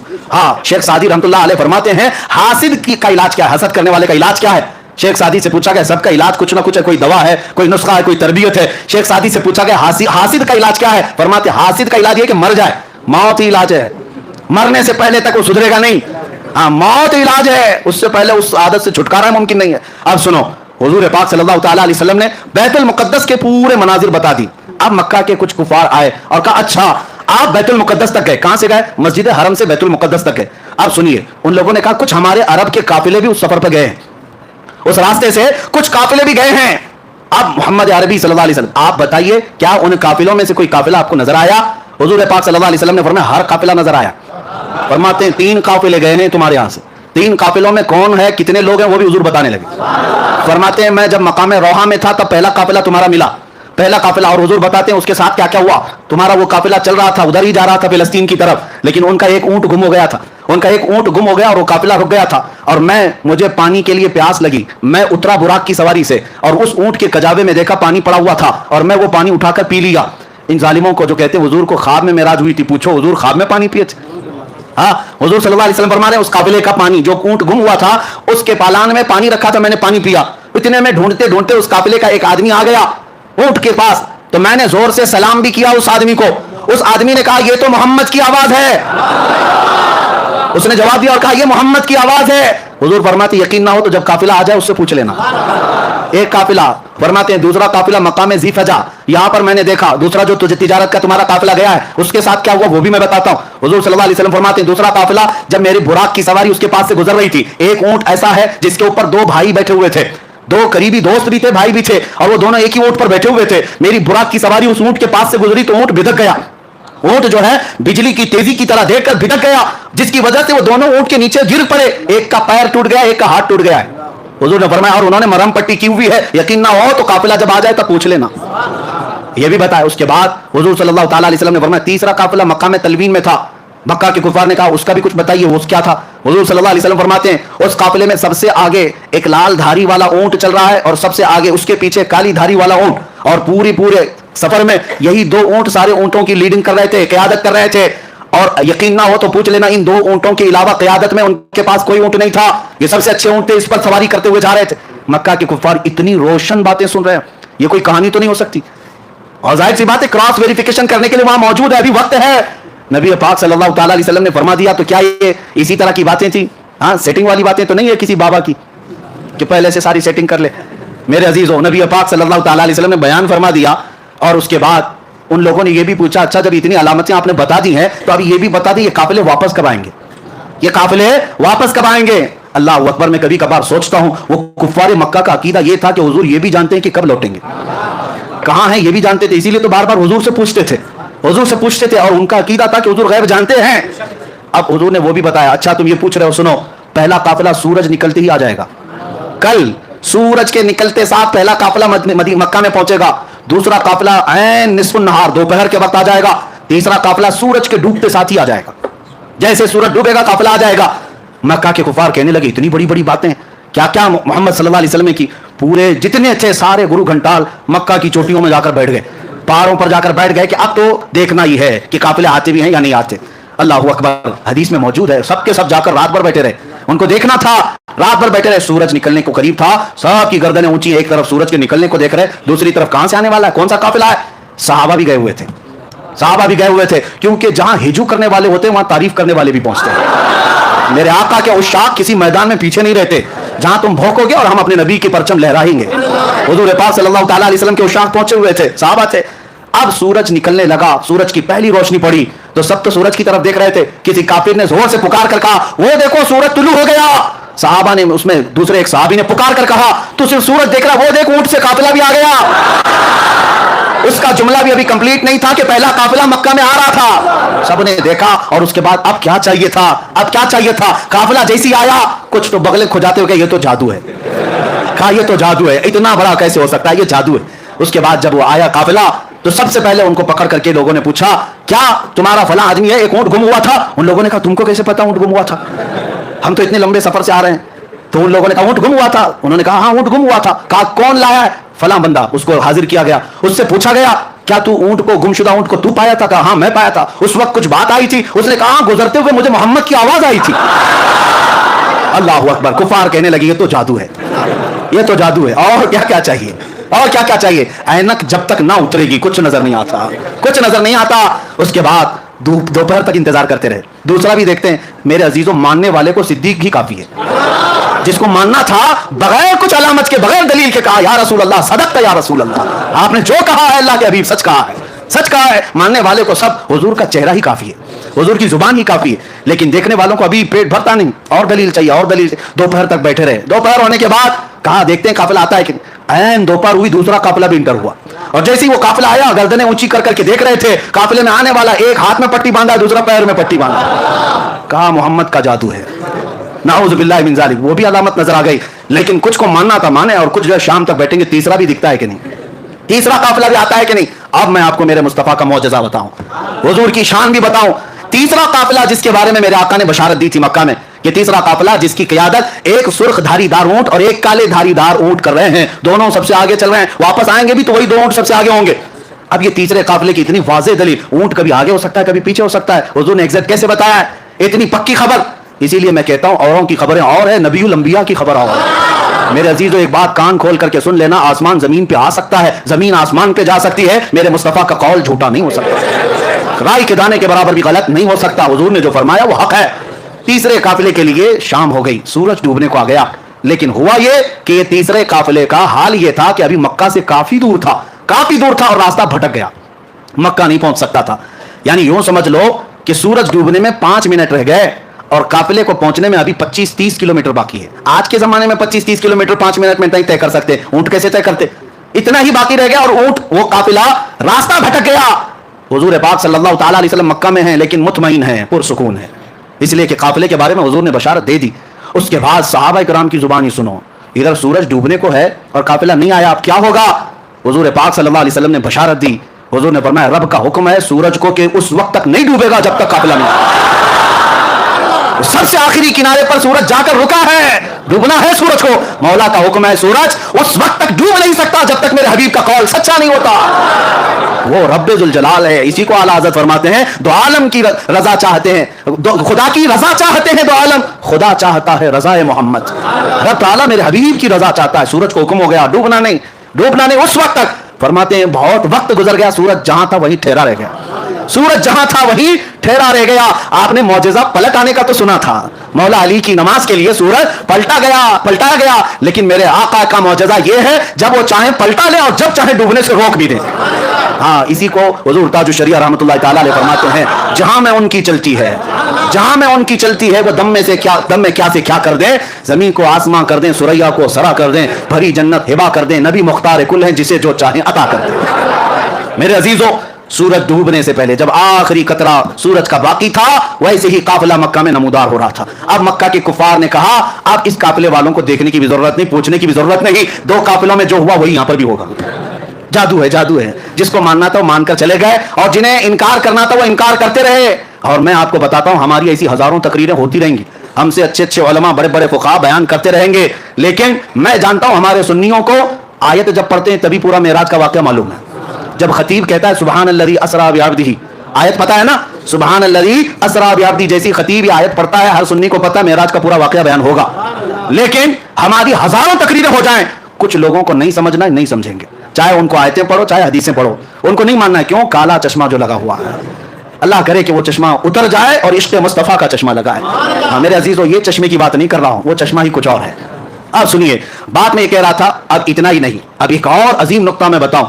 अबू सुफियान अभी ईमान लाए हुए नहीं थे, काफिरों में, ये रोम गए थे, मुल्क रोम, वहां का बादशाह ईसाई था, ईसाई बादशाह है, और उसके दरबार में अबू सुफियान क्या शिकायतें लेकर गए थे उस वक्त मक्का के सहाबा और हुजूर के खिलाफ।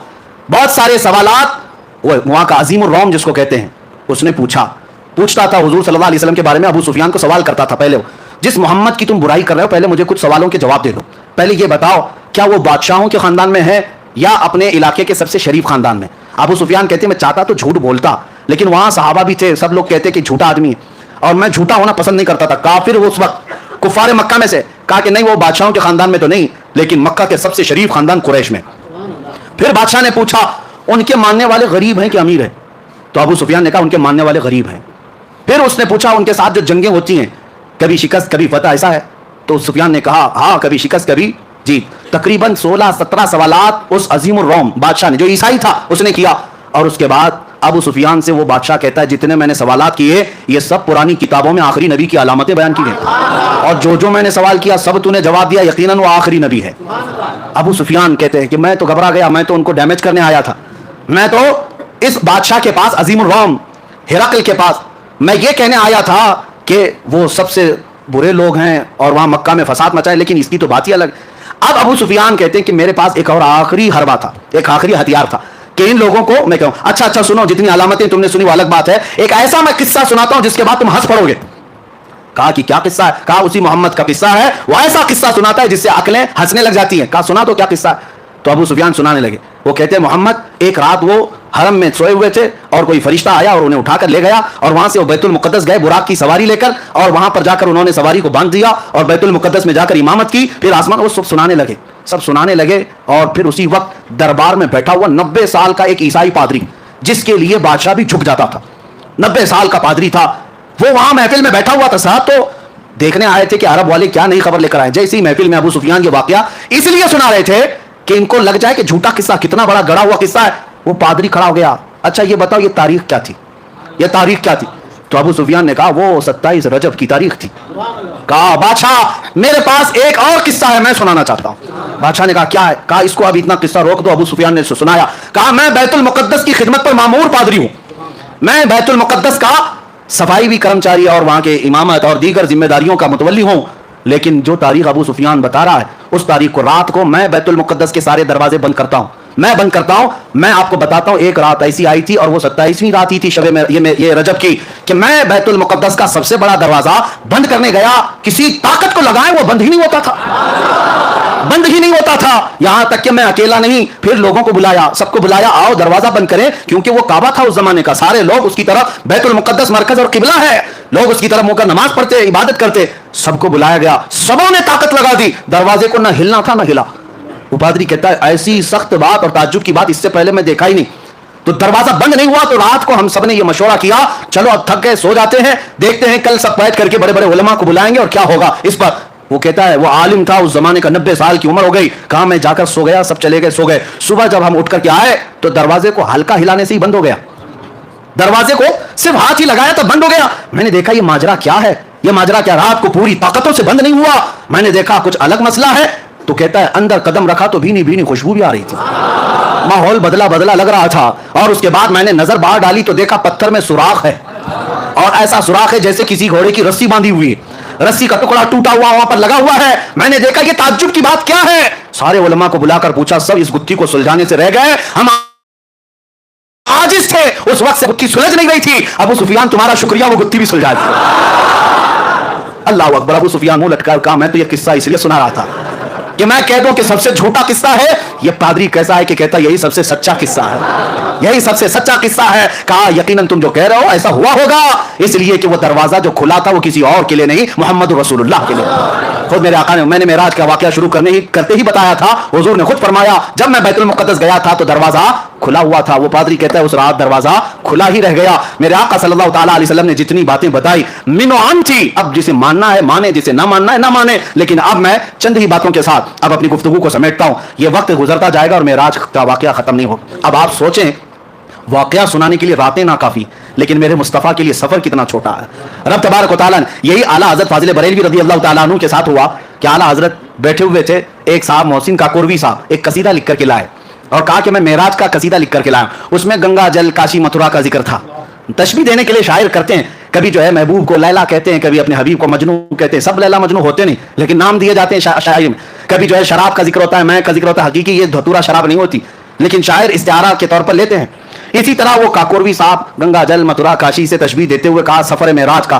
اعلیٰ حضرت اس وقت سو رہے تھے ظہر کی نماز پڑھ کر آئے. کاکوروی صاحب کہا کہ مولانا احمد رضا صاحب ایک قصیدہ لکھ کر کے لائے ہوں. کہا سنائیے. انہوں نے 2 شعر ہی سنائے تھے. اعلیٰ حضرت نے کہا رکی ابھی 2 ہی شعر سنائے تھے, بعد میں عصر کے بعد سن لیں گے, عصر کے بعد سن لیں گے.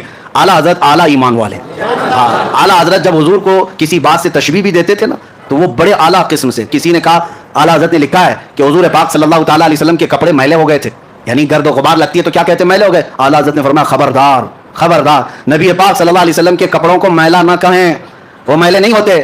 پھر جو چیز دھول غبار لگتی میلا ہی تو کہیں گے, کیا کہیں گے؟ ادب سیکھو بریلی والے سے. اعلیٰ حضرت فرماتے یہ کیوں نہیں کہہ سکتے کہ مٹی گرد و غبار نے میرے مصطفیٰ کے دامن کو چوم لیا, مٹی چوم رہی تھی, یہ کیوں نہیں کہہ سکتے؟ نظر وہی آئینہ کی بات ہے, تم جیسا دیکھو گے ویسی چیزیں آئیں گی. تو کاکوروی صاحب نے قصیدے کے 2 شعر ہی سنائے تھے. اعلیٰ حضرت نے کہا رکیے کاشی گنگا جل بعد میں سنیں گے. عصر کی نماز کا وقت ہوا, اعلیٰ حضرت سنت پڑھنے کے لیے گئے. سنت اور فرض کے بیچ میں وقت کتنا ہوتا ہے؟ سنت اور فرض کے بیچ میں جو وقت تھا جماعت کا, اسی میں بیٹھ کر کے اعلیٰ حضرت قصیدہ معراج خود ہی لکھنے لگ گئے, حضور کا سفر معراج لکھنے لگ گئے. اب سنو, 1 شعر 2 شعر 3 شعر. عصر کی جماعت سے پہلے اعلیٰ حضرت نے پورے سفر معراج کے 168 اشعار لکھ دیے, 168 قصیدہ معراج پورا لکھ دیا. اور اس کے بعد نماز پڑھا کر کے آئے. کاکوروی صاحب نے کہا آپ نے کہا تھا ہمارا قصیدہ سننے. اعلیٰ حضرت نے کہا پہلے ہمارا سن لیجیے, پہلے ہمارا سن لیجیے. ہم نے کیا کہا آپ سنائیے. تو اعلیٰ حضرت عرض کرنے لگے وہ سرور کشور رسالت جو عرش پر جلوگر ہوئے تھے, نئے نرالے طرف کے ساما عرب کے مہمان کے لیے تھے. وہاں فلک پر یہاں زمین پر مچی تھی شادی رچی تھی دھومیں, یہاں سے انوار اٹھتے آتے وہاں سے نفحات ہنستے آتے. اعلیٰ حضرت پھر آگے فرماتے ہیں اتار کر ان کے رخ کا صدقہ وہ نور کا بٹ رہا تھا باڑا, کہ چاند سورج اچھل اچھل کر جبیں کی خیرات مانگتے تھے, کہ چاند سورج اچھل اچھل کر جبیں کی خیرات مانگتے تھے. اور تاروں کی طرف آج دیکھتے نا آسمان کے. اعلیٰ حضرت سے پوچھو کیا کہتے ہیں یہ تارے کیا ہیں؟ وہی تو اب تک چھلک رہا ہے, وہی تو جوبن ٹپک رہا ہے.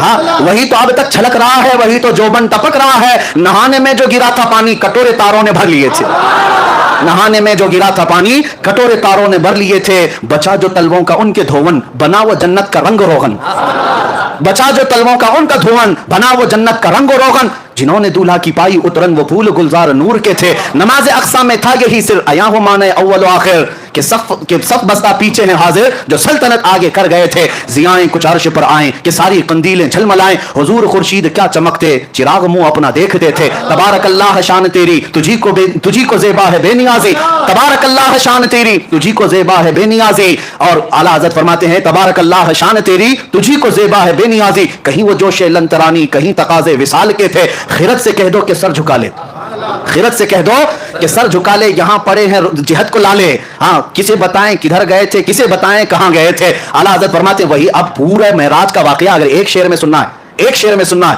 جھوم جائیں گے ہم. جن کے اعتراضات ہیں سب ختم ہو جائیں گے, سب ختم ہو جائیں. تجھے اعتراض ہے کیوں, پیٹ درد کیوں ہوتا ہے؟ حضور کا نام لینے پر حضور گئے تھے, جبکہ مولا کہہ رہا میں بلایا تھا.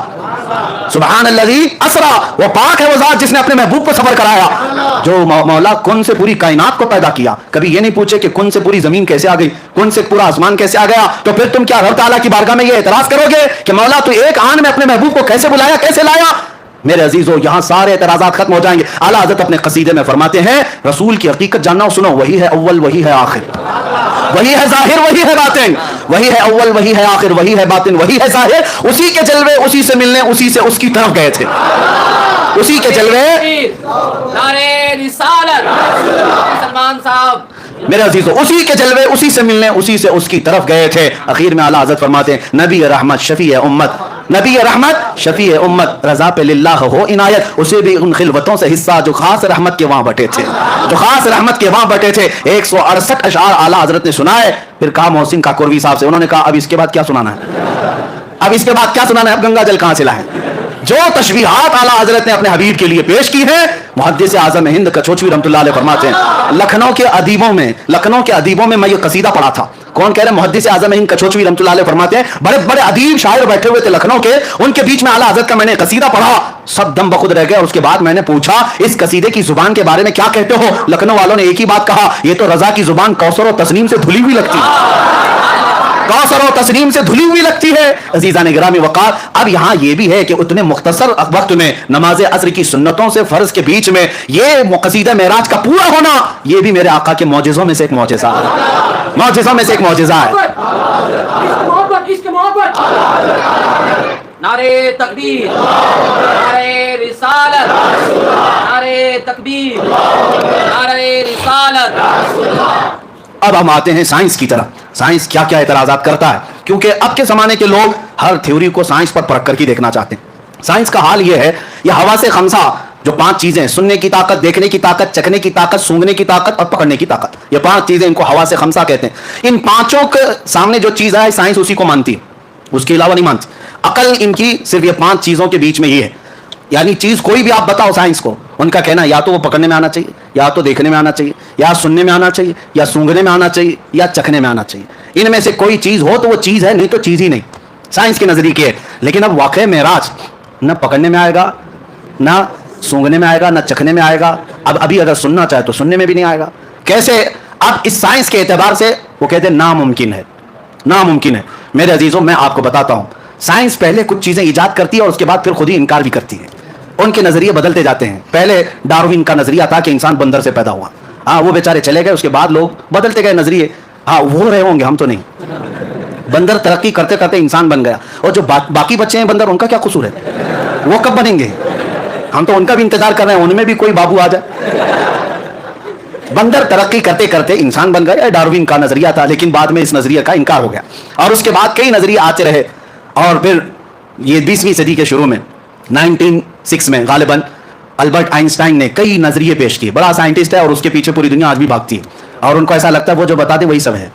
دھوکہ بھی ہو سکتا ہے، اور ہر ترقی کے بعد پچھلی چیزیں چھوڑ دی جاتی ہیں. جیسے جیسے دنیا ترقی کرتی جاتی ہے، نئی نئی ایجادات معلوم ہوتی ہیں. پہلے دنیا یہ کہتی تھی کچھ چیزیں ایسی ہیں جو نہیں دکھتی تو اس کو ماننا بھی نہیں ہے، جو نہیں دکھتی اس کو ماننا بھی نہیں. بعد میں پھر سائنس نے جب ٹیلیسکوپ پیدا کیا، دور دیکھنے والی چیزیں، مائکروسکوپ پیدا کیا، خوردبین اور دوربین جس کو کہتے ہیں، اور اس کے بعد مائکرو ویو ڈیٹیکٹر جو شعاؤں کو بھی گرفتار کر کے لوگوں کے یعنی دکھا سکتا ہے. تو یہ سب جب مشینیں پیدا ہونے لگی تو سائنس کہنے لگا کچھ اور بھی چیزیں ہیں دنیا میں، یعنی ستاروں سے آگے جہاں اور بھی ہے.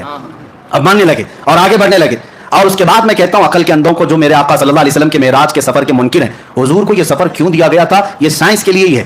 میں آپ کو بتاؤں، اس لیے کہ ہر نبی کو جو معجزہ دیا گیا ہے، اس زمانے کی جو سب سے اعلیٰ چیز تھی اسے چیلنج کرتے ہوئے معجزہ دیا گیا. اس زمانے کے جو لوگ سب سے بڑے ترقی یافتہ ہوتے تھے ان کو چیلنج کرنے کے لیے نبی کو معجزہ دیا جاتا تھا. موسیٰ علیہ السلام کے زمانے میں جادو اپنے عروج پر تھا. موسیٰ علیہ السلام کو لکڑی کا عصا ایسا دیا گیا کہ زمین پر ڈالیں تو سانپ بن جائے، اور اس کے بعد اٹھا لیں تو پھر لکڑی بن جائے. جیب میں ہاتھ ڈال کر موسیٰ علیہ السلام نکالتے تو ہاتھ ایسا چمکتا کہ رات اجالی ہو جاتی. یہ دے پیسہ، یہ 2 معجزے تھے. اس زمانے کے جادوگر حیرت میں تھے ایسا کیسے ہو سکتا ہے، کیونکہ وہ چھوٹی چھوٹی رسیوں سے وہ بھی سانپ بنا لیتے تھے. اب میں آپ کو بتا دوں معجزے اور جادو میں فرق کیا ہے. آپ سوچیں گے موسیٰ علیہ السلام کا مقابلہ فرعون کے جادوگروں کے ساتھ ہوا تھا. میں پوچھ رہا ہوں ٹائم کوئی مسئلہ تو نہیں ہے؟ ہاں، آج معراج کی شب ہے، کسی کو جانا ہے میں پابند نہیں کرتا، جس کو جانا ہے وہ جا سکتے ہیں، جس سے بیٹھنا ہے وہ بیٹھ سکتے ہیں. اللہ تبارک و تعالی رحم فرمائے. اب آپ کبھی یہ سوچتے ہیں کہ جادوگر وہاں پورے آئے تھے فرعون کے بلاوے پر، سب کو فرعون نے کہا تم اپنا دکھاؤ، موسیٰ اپنا دکھائیں گے. سبوں نے رسیاں زمین پر ڈال دی، چھوٹے چھوٹے سانپ بن گئے. موسیٰ علیہ السلام نے لکڑی ڈالی، بڑا اژدہا بن گیا، اور وہ اژدہا سارے سانپوں کو نگل گیا. جادوگر پھر دوسرے سانپ بنا لیتے، کیوں نہیں بنائے؟ بلکہ قرآن میں ہے قالوا آمنا برب موسیٰ و ہارون، سبوں نے پکار کر کہا موسیٰ و ہارون کے رب پر ہم ایمان لاتے ہیں. سارے جادوگر اتنی بات پر ہار گئے، ارے اور دکھاتے اور کچھ دکھاتے. اب فرق میں آپ کو بتاتا ہوں. جادوگر جو دکھاتا ہے وہ جادو چیزوں کو بدلتا ہے. مثال کے طور پر ابھی یہاں بوتل کوئی جادوگر اس طرح پھینک دیا اور آپ کو لگا پھول گر رہے ہیں، کرتے ہیں نا میجیشین. لیکن یہ ہوتا کیا ہے؟ وہ ہوتا یہ ہے کہ صرف نظروں کا دھوکہ، یعنی نظروں پر بندش ہو جاتی ہے. جادو کا کمال یہی، وہ چیز نہیں بدلتی. جادوگر دیکھ رہا ہوتا ہے بوتل بوتل ہی ہے، لیکن لوگوں کو پھول دکھ رہی ہے. جادوگر کی نظروں میں چیز نہیں بدلتی. اب موسیٰ علیہ السلام کے مقابل میں جو جادوگر آئے تھے، رسیاں ڈالے تو صحیح، دنیا کو سانپ دکھ رہے تھے لیکن جادوگروں کو تو رسی دکھ رہی تھی. لیکن موسیٰ علیہ السلام جس لکڑی کو ڈالے تھے وہ حقیقت میں سانپ تھا، وہ حقیقت میں سانپ تھا. یہی فرق ہے. جادوگر نظر بندی کرتا ہے، نبی جو معجزہ دکھاتا ہے حقیقت بدل دیتا ہے، حقیقت بدل دیتا ہے. موسیٰ علیہ السلام کو ان کے زمانے کا بڑا چیلنج تھا جادو، اس سے بڑی چیز موسیٰ علیہ السلام کو دی گئی. عیسیٰ علیہ السلام کے زمانے میں یونان کے ڈاکٹر طبیب بڑے مشہور تھے، بیماروں کو صحیح کرنے میں ان کا کوئی مثال نہیں تھا، بڑی بڑی دوائیاں ایجاد کر چکے تھے. عیسیٰ علیہ السلام کو اللہ نے معجزہ کیا دیا؟ کوڑ کے بیمار، برس سفید داغ والا، آج تک اس کا علاج نہیں. یونان کے لوگ اس وقت بڑی بڑی بیماریوں کا علاج ڈھونڈ لائے تھے، لیکن برس کی بیماری، سفید وائٹ داغ جو ہے، اس کا علاج آج بھی نہیں ہو پاتا. کوڑ کی بیماری اور برس کی بیماری والے پر عیسیٰ علیہ السلام صرف ہاتھ لگا دیتے اسے شفا مل جاتی. مادرزاد اندھے جو پیدائشی اندھے ہیں، عیسیٰ علیہ السلام ان کے سر پر ہاتھ رکھتے آنکھیں آ جاتی. مٹی کے پرندوں میں پھونک مارتے وہ زندہ ہو کر اڑنے لگتے تھے. وہ عیسیٰ علیہ السلام کو ان کے زمانے کے جو چیلنجز تھے اس کے مطابق معجزہ دیا گیا. داؤد علیہ السلام کا زمانہ تھا، لوگ لوہے کی چیزیں بناتے تھے، الگ الگ نقشے بناتے. داؤد علیہ السلام کو معجزہ یہ دیا گیا کہ آپ کا ہاتھ ایسا تھا کہ کوئی بھی لوہا آپ ہاتھ میں لیتے लोहा ऐसा नरम होता कि आप हाथ से ही पूरे लोहे को नक्शा बना देते। सुलेमान अलैहिस्सलाम के जमाने में मौजज़ा ये था कि लोग अलग अलग बोलियां सीखने में बहुत आगे बढ़ चुके थे। अल्लाह ने सुलेमान अलैहिस्सलाम को तो परिंदों की भी बोलियां सिखाई, हर जानवर और हर परिंदे की बोली सिखाई। कुछ मसला है? हर परिंदे की बोली सिखाई गई। ये सुलेमान अलैहिस्सलाम का मौजज़ा था। हर नबी को उनके जमाने के तकाज़ों के एतबार से मौजज़ा दिया गया। अब सुनिए, तवज्जो की बात। हर जमाने में उस नबी के जमाने के जो हालात थे वो मौजज़ा दिया गया। मूसा अलैहिस्सलाम को असा का मौजज़ा, ईसा अलैहिस्सलाम को शिफा का मौजज़ा, दाऊद अलैहिस्सलाम को लोहा नरम करने का मौजज़ा, सुलेमान अलैहिस्सलाम को परिंदों की बोली का मौजज़ा, हजरत सालेह अलैहिस्सलाम को मौजज़ा दिया गया। आपने लकड़ी मारी, पत्थर से ऊँटनी पैदा हो गई, पत्थर से ऊँटनी पैदा हो गई। उनके जमाने में लोग फख्र करते थे हम पहाड़ों को तराश कर घर बना लेते हैं। सालेह अलैहिस्सलाम ने फरमाया तुम तो हाथों से सिर्फ नक्शे बनाकर घर बनाते हो, मैं पत्थर को लकड़ी मारूं तो ऊँटनी पैदा हो जाए। तो उस जमाने के लोगों के सामने जो नबी मौजज़ा दिखाते थे, कोई भी उस नबी के मौजज़े तक नहीं पहुंच सकता था, अकलें आजिज हो जाती। उनके जमाने के जो जो चैलेंजेस थे सब मौजज़े दिए गए। अब तवज्जो, सैयदुल अंबिया की बारी आई, मोहम्मद रसूलुल्लाह का जमाना आया। मेरे आका सल्लल्लाहु अलैहि वसल्लम को क्या मौजज़ा देना था? कौन सा चैलेंज था हुजूर के जमाने का? जाहिर सी बात है हर जमाने के जो जो तकाज़े उसी एतबार से मौजज़े दिए गए। रब्बे ज़ुल जलाल के इल्म में है, मौला करीम जानता है मेरा हबीब आखिरी नबी है। अब जो मौजज़ा देना है वो क़यामत तक चलना चाहिए। जो मौजज़ा होगा वो क़यामत तक पुराना भी नहीं होना चाहिए। ऐसा मौजज़ा रसूल को देना है, क्योंकि उन नबियों का जमाना भी लिमिटेड था, उम्मत भी लिमिटेड थी। मेरे रसूल का ना जमाना लिमिटेड है ना उम्मत लिमिटेड है। जमाना क़यामत तक है और उम्मत भी बेहिसाब है। अब हुजूर को मौजज़ा ऐसा देना है जो हर जमाने के लिए चैलेंज हो, हर जमाने के लिए चैलेंज हो। अब देखो अल्लाह ने अपने हबीब को एक मौजज़ा नहीं दिया। हर नबी रहमत आखिरुल अंबिया की उम्मत कई किस्मों की है। इसमें अमेरिका वाले भी होंगे, अफ्रीका वाले भी होंगे, हिंदुस्तान वाले भी होंगे, पाकिस्तान वाले भी होंगे, अरब वाले भी होंगे, सब होंगे। सबकी तबीयतें भी अलग, सबके ख्यालात भी अलग, सबकी तरक्कियां अलग, सबका इल्म अलग, लेकिन है सब आखिरुल अंबिया की उम्मती। अब मौजज़ा ऐसा देना है रसूल को जो क़यामत तक चलना है। अब रसूल को पहला मौजज़ा दिया गया कुरान अजीम। ये मौजज़ा कुरान एक मेरे आका का मौजज़ा है। मैं कहता हूं बैठे हुए छोटा भी बच्चा, हम में से 12 साल का लड़का, उठो, मैं खुली इजाजत देता हूं पूरे मोहल्ले में, पूरी दुनिया में चीख चीख करके जालिमों को पुकार कर कहो तुम्हें इजाजत में देता हूं, और खुल करके डरने की बात नहीं कि लाओ अगर तुम्हारी हिम्मत है तो कुरान के बराबर की एक किताब। क्योंकि ये चैलेंज कुरान में आज तक चल रहा है, आज तक चल रहा है, और अभी तक कोई दूसरा कुरान आया नहीं आया। जो लाने की कोशिश कर रहे थे बेचारे चले गए, है बदलने की कोशिश की। अभी 1 साल पहले बेचारा एक राफजी कुत्ता निकला था और कहा कि कुरान में से मैं 26 आयतें निकाल करके नया कुरान बना रहा हूं। वो पता नहीं कहां है, कुरान कहां गया उसका और वो कहां गया पता नहीं। नाम भी बदल गया, धर्म भी बदल गया, बीवी भी भाग गई, बच्चे भी भाग गए, और कहीं सड़क पर पड़े रह गए। और इसी को आला हजरत ने समझाया था, या रसूल अल्लाह जो तेरे दर से यार फिरते हैं, जो तेरे दर से यार फिरते हैं, दर बदर यूं ही खार फिरते हैं। हुजूर को छोड़ा तो दर दर की ठोकरें। बेचारे किसी के यहाँ गए थे कुछ टुकड़े हासिल करने के लिए, लेकिन उन लोगों ने तो हड्डियां भी नहीं डाली, हड्डियां भी नहीं डाली, और वहां तो हड्डियों का तस्वीर ही नहीं। मिलता तो क्या मिलता, हाँ सूखा वेज मिलता, लेकिन वो भी नहीं मिला, वो भी नहीं मिला। और बाद में आ गए बेचारे। अब पुकार पुकार कर कहते हैं कि अब हमारा क्या होगा, ना इधर के रहे ना उधर के रहे, अब नाम भी क्या रखें पता ही नहीं चलता, क्या रखें, बीच का नाम रखना होगा, कोई बीच का नाम। इसीलिए कुरान को बदल दिया, जिंदगियां बदल गई, इस्लाम नहीं बदला। एक मौजज़ा ये मेरे मुस्तफ़ा का आज भी चैलेंज चल रहा है। अमेरिका ने भी कोशिश की है, बहुत सारे लोग अल फुरकान नाम से भी बनाए, अल फुरकान नाम से, और कुरान के अलग अलग अंदाज बनाए। लेकिन मुसलमानों मुझे बताओ क्या तुम्हारे तक पहुंची वो किताब? कहीं पहुंची? बल्कि मैं कहता हूं हमारे अंदर 1000 फिरके क्यों ना हो जाएं, हर एक यहाँ कुरान अल्हम्दुलिल्लाह से शुरू होता है, वन्नास पे खत्म होता है। इस बात पर सबका इजमा है, सबका इत्तेफाक है। कुरान सब देवबंदी भी वही पढ़ते हैं, अहले हदीस भी वही पढ़ते हैं, शिया भी वही पढ़ते हैं, सब कुरान वही पढ़ते हैं सारे, और भी बहुत सारी चीजें हैं। लेकिन कुरान एक ऐसा मौजज़ा है मेरे मुस्तफ़ा का, उसको कोई बदल नहीं सका और ना उसकी मिसल ला सका। यह हर जमाने का चैलेंज और क़यामत तक चलता रहेगा, चलता रहेगा। अब दूसरा मौजज़ा हुजूर का जो बहुत आला होना था, चैलेंज।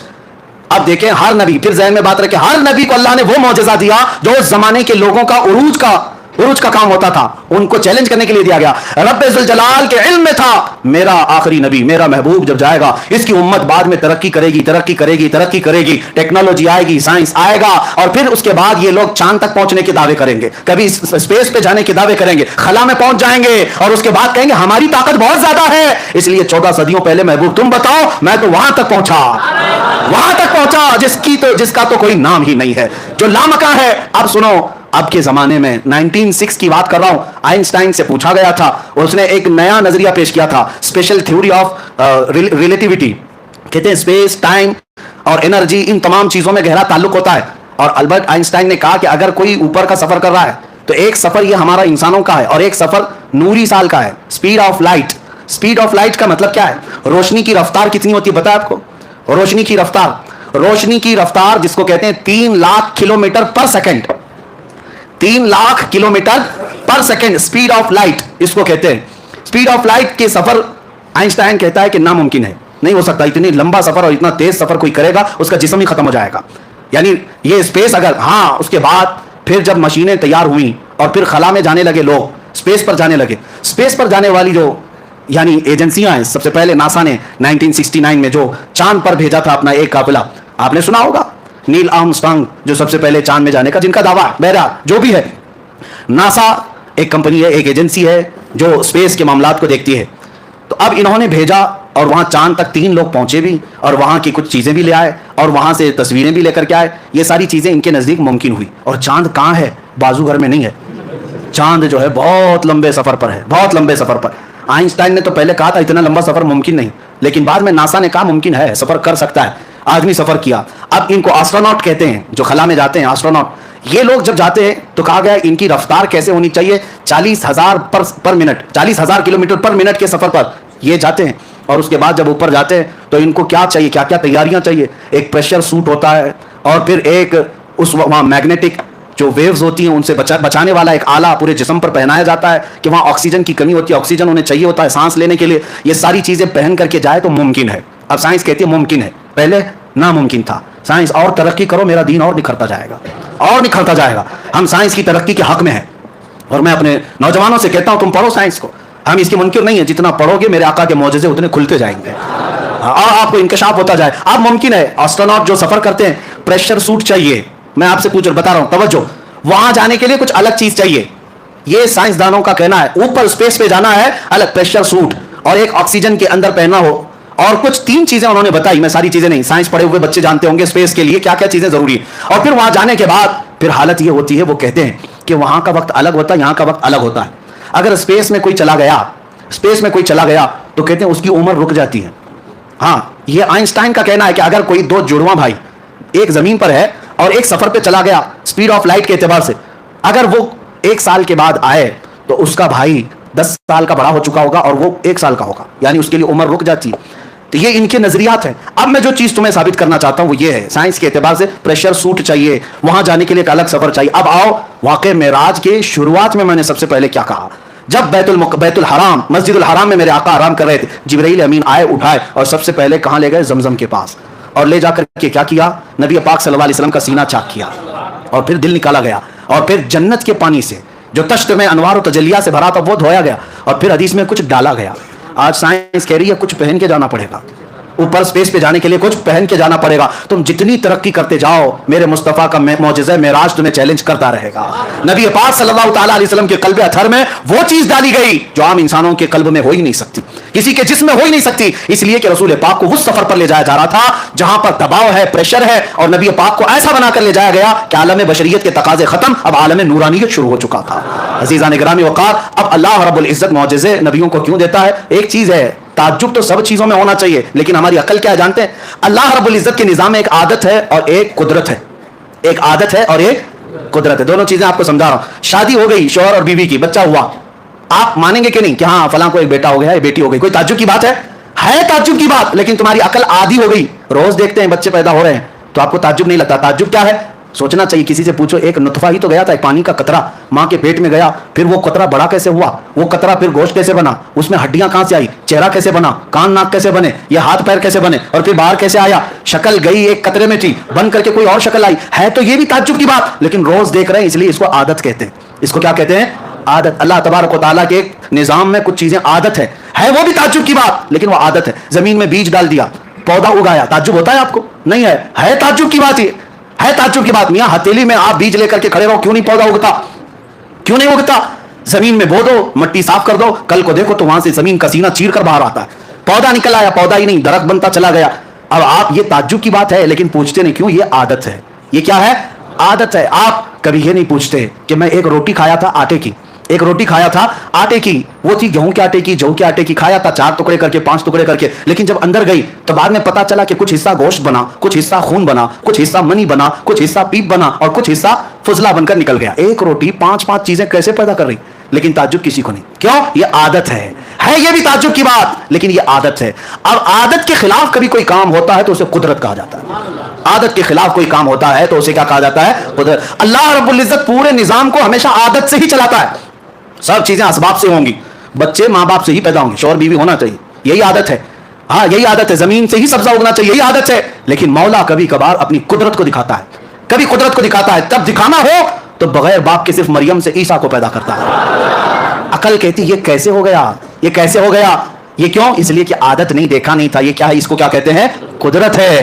اور اگر مولا تعالیٰ کو یہ عادت ہے, عادت توڑ کر کے مولا اس قانون کو توڑ کر کے قدرت دکھاتا ہے, اپنی قدرت دکھاتا ہے. کبھی رب تعالیٰ فرماتا ہے تم تو اس بات پر تعجب کر رہے ہو کہ بغیر باپ کے عیسیٰ کیسے پیدا ہوئے, وہ مولا اس سے بڑی قدرت تو آدم علیہ السلام میں دکھایا. آدم علیہ السلام کی نہ باپ ہے نہ ماں ہے, کوئی نہیں, لیکن اللہ نے مٹی سے پیدا کیا, یہ قدرت ہے. ہر اونٹنی کہاں سے پیدا ہوگی؟ بچہ, اونٹنی کا بچہ کس سے پیدا ہوگا؟ اونٹنی سے ہی پیدا ہوگا. لیکن صالح علیہ السلام ایک پتھر پر لکڑی مارتے, پتھر سے اونٹنی پیدا ہوگی. یہ کیسے ہو سکتا ہے؟ یہ کیا ہے؟ یہ عادت نہیں, یہ کیا ہے؟ قدرت ہے, یہ قدرت ہے. اب سنیے, اللہ تبارک و تعالیٰ کے نظام میں عادت بھی ہے اور قدرت بھی ہے. قدرت کیوں دکھاتا ہے؟ منکرین کو دکھاتا ہے رب تبارک و تعالیٰ. کہ تم ہمیشہ یہ مت سمجھنا کہ اللہ جیسی عادت ہے ویسا کرنے پر مجبور ہے, وہ مجبور نہیں. وہ عادت اور یہ قانون کو توڑ کر اس کے خلاف اپنی قدرت کا بھی اظہار فرماتا ہے. آپ سنو, حضرت عزیر علیہ السلام ایک بار جا رہے تھے, ان کو ایک بستی نظر آئی جو اجڑی ہوئی تھی. پوچھا ہے اللہ کیا اس کو پھر تو دوبارہ زندہ فرمائے گا؟ عزیر علیہ السلام کو اللہ نے سلا دیا, 100 سال کے لیے سلایا. 100 سال سوئے رہے. اب مجھے بتاؤ 100 سال کے بعد جب عزیر علیہ السلام اٹھے تو ان کا جسم بھی صحیح سلامت ہے, سب کچھ سامان بھی سلامت ہے, لیکن ان کو کیا لگ رہا تھا؟ زمانہ کچھ گزرا ہی نہیں, آدھا دن ہوا ہوگا. عام طور پر 100 سال کسی کے مر جانے کے بعد جسم سڑ جانا چاہیے, گل جانا چاہیے, لیکن اللہ تعالیٰ نے عادت کے مطابق نہیں, قدرت کا اظہار فرمایا. یہ کیا ہے؟ یہ قدرت ہے. اب سنیے, نبی کو جو معجزہ دیا جاتا ہے یہ عادت نہیں ہوتی, یہ قدرت کا اظہار ہوتا ہے. یہ کیا ہوتا ہے؟ قدرت کا اظہار. ہینڈ پائپ سے جب آپ چلاتے ہیں پانی کہاں سے آتا ہے؟ زمین سے آتا ہے. تعجب تو اس میں بھی ہونا چاہیے, کیسے پانی آ رہا ہے, کیسے پانی آ رہا ہے؟ نیچے سے پورے پریشر کے ساتھ پانی آتا ہے, ہینڈ پائپ چلا رہے ہیں, لیکن روز دیکھ رہے ہیں اس لیے تعجب نہیں ہوتا. اب مولا تعالیٰ جو دکھاتا ہے وہ کیا ہے؟ محبوب اپنا ہاتھ رکھو, انگلیوں سے پانی جاری کرو, انگلیوں کے بیچ سے. اب یہ کیا ہے؟ اللہ کی قدرت ہے, اللہ کی قدرت ہے. روز سورج کا ٹائم فکس ہے, روز سورج کا ٹائم فکس ہے, اتنے بجے نکلے گا, اتنے بجے ڈوبے گا. سب کو عادت ہے. حالانکہ یہ بھی سوچنا چاہیے اسے نکالتا کون ہے, ڈباتا کون ہے, اسے نکالتا کون ہے, ڈباتا کون ہے, لیکن کوئی تعجب کرتا نہیں ہے, کوئی تعجب نہیں کرتا. لیکن اللہ رب العزت اسی عادت کے نظام کو ختم فرما کر اپنے محبوب کو یہ جلوہ دیتا ہے, محبوب اشارہ کرو, ڈوبا ہوا سورج نکلا ہے. یہ کیا ہے؟ یہ اس کو کیا کہتے ہیں؟ قدرت کہتے ہیں. آپ سنو, اللہ تعالیٰ کی عادت کے مطابق سفر بھی جو ہے نارمل ہوتا ہے. کوئی گھوڑے سے, کوئی اونٹ سے, کوئی کار سے, کوئی ٹرین سے, کوئی پلین سے, سب سفر کرتے ہیں. سب کی سپیڈ الگ ہے, سب کا اپنا اپنا رفتار اور تیزی طے ہے, ممکن ہے, اور سب فکس ہے. اگر رسول بھی ویسا ہی سفر کرتے تو رسول کا کمال کیا تھا؟ اگر حضور بھی گھوڑے کا سفر کرتے, اونٹ کا سفر کرتے, برسوں جاتے, حضور کا کمال کیا تھا؟ سب مانتے ہیں ایسا تو ہوتا ہے, ہم بھی سفر کرتے ہیں. حضور صلی اللہ علیہ وسلم اس وقت اگر بیت المقدس ہی جا کر 1 گھنٹے میں واپس آتے, آج کی قوم تو کہتی ہے تو ممکن ہے, راکٹ اتنا تیز جاتی ہے, راکٹ اتنا تیز جاتی ہے. لیکن رب تعالیٰ نے اپنے حبیب کے پاس اپنی ایسی قدرت دکھایا کہ ابھی زمانہ 1,00,000 سال بھی چلے میرے محبوب کی رفتار کو نہیں پہنچ سکتا, رسول کی رفتار کو نہیں پہنچ سکتا. اسی کو اب ہم ختم کرتے ہیں میرے عزیزوں. معراج کا فلسفہ حقیقت میں کوئی واقعہ, کوئی قصہ, کوئی کہانی نہیں, بلکہ میں کہتا ہوں یہ ایمان اور نفاق کو پہچاننے کی کسوٹی ہے. یہ نفاق اور ایمان کو پہچاننے کی کسوٹی ہے. اس لیے اللہ تبارک و تعالیٰ تمہیں یہ مجلس مبارک فرمائے کہ آج یہ جگمگاتے ہوئے چہرے اور یہ کھلکھلاتے ہوئے چہرے اور دلوں کے اندر یہ خوشی رکھتے ہوئے چہرے, یہ کسی اور کے لیے نہیں, اپنے رسول کے لیے ہیں. ہم رسول پاک کے تذکرے پر خوش ہوتے ہیں, اور ہونا بھی چاہیے. جس سے محبت ہوتی ہے اس کے ذکر سے خوشی آ ہی جاتی ہے, اور جن کے تذکرے سے خوشی ہوتی ہے وہ جائیں ان کی محفلوں میں, ان کے جھنڈے اٹھاؤ, ان کے نعرے لگاؤ, ہمیں اس سے کوئی غرض نہیں. ہم کل بھی رسول اللہ کے تھے, آج بھی رسول اللہ کے. اور پھر ہم یہ کہتے ہیں بتلا دو گستاخ نبی کو غیرت سنی زندہ ہے, ان پہ مر مٹنے کا جذبہ کل بھی تھا, اور میرے نبی سے میرا رشتہ, لب پہ نعت پاک کا نغمہ, اپنا سب کچھ گنبد خضرا. وآخر دعوانا الحمدللہ رب العالمین.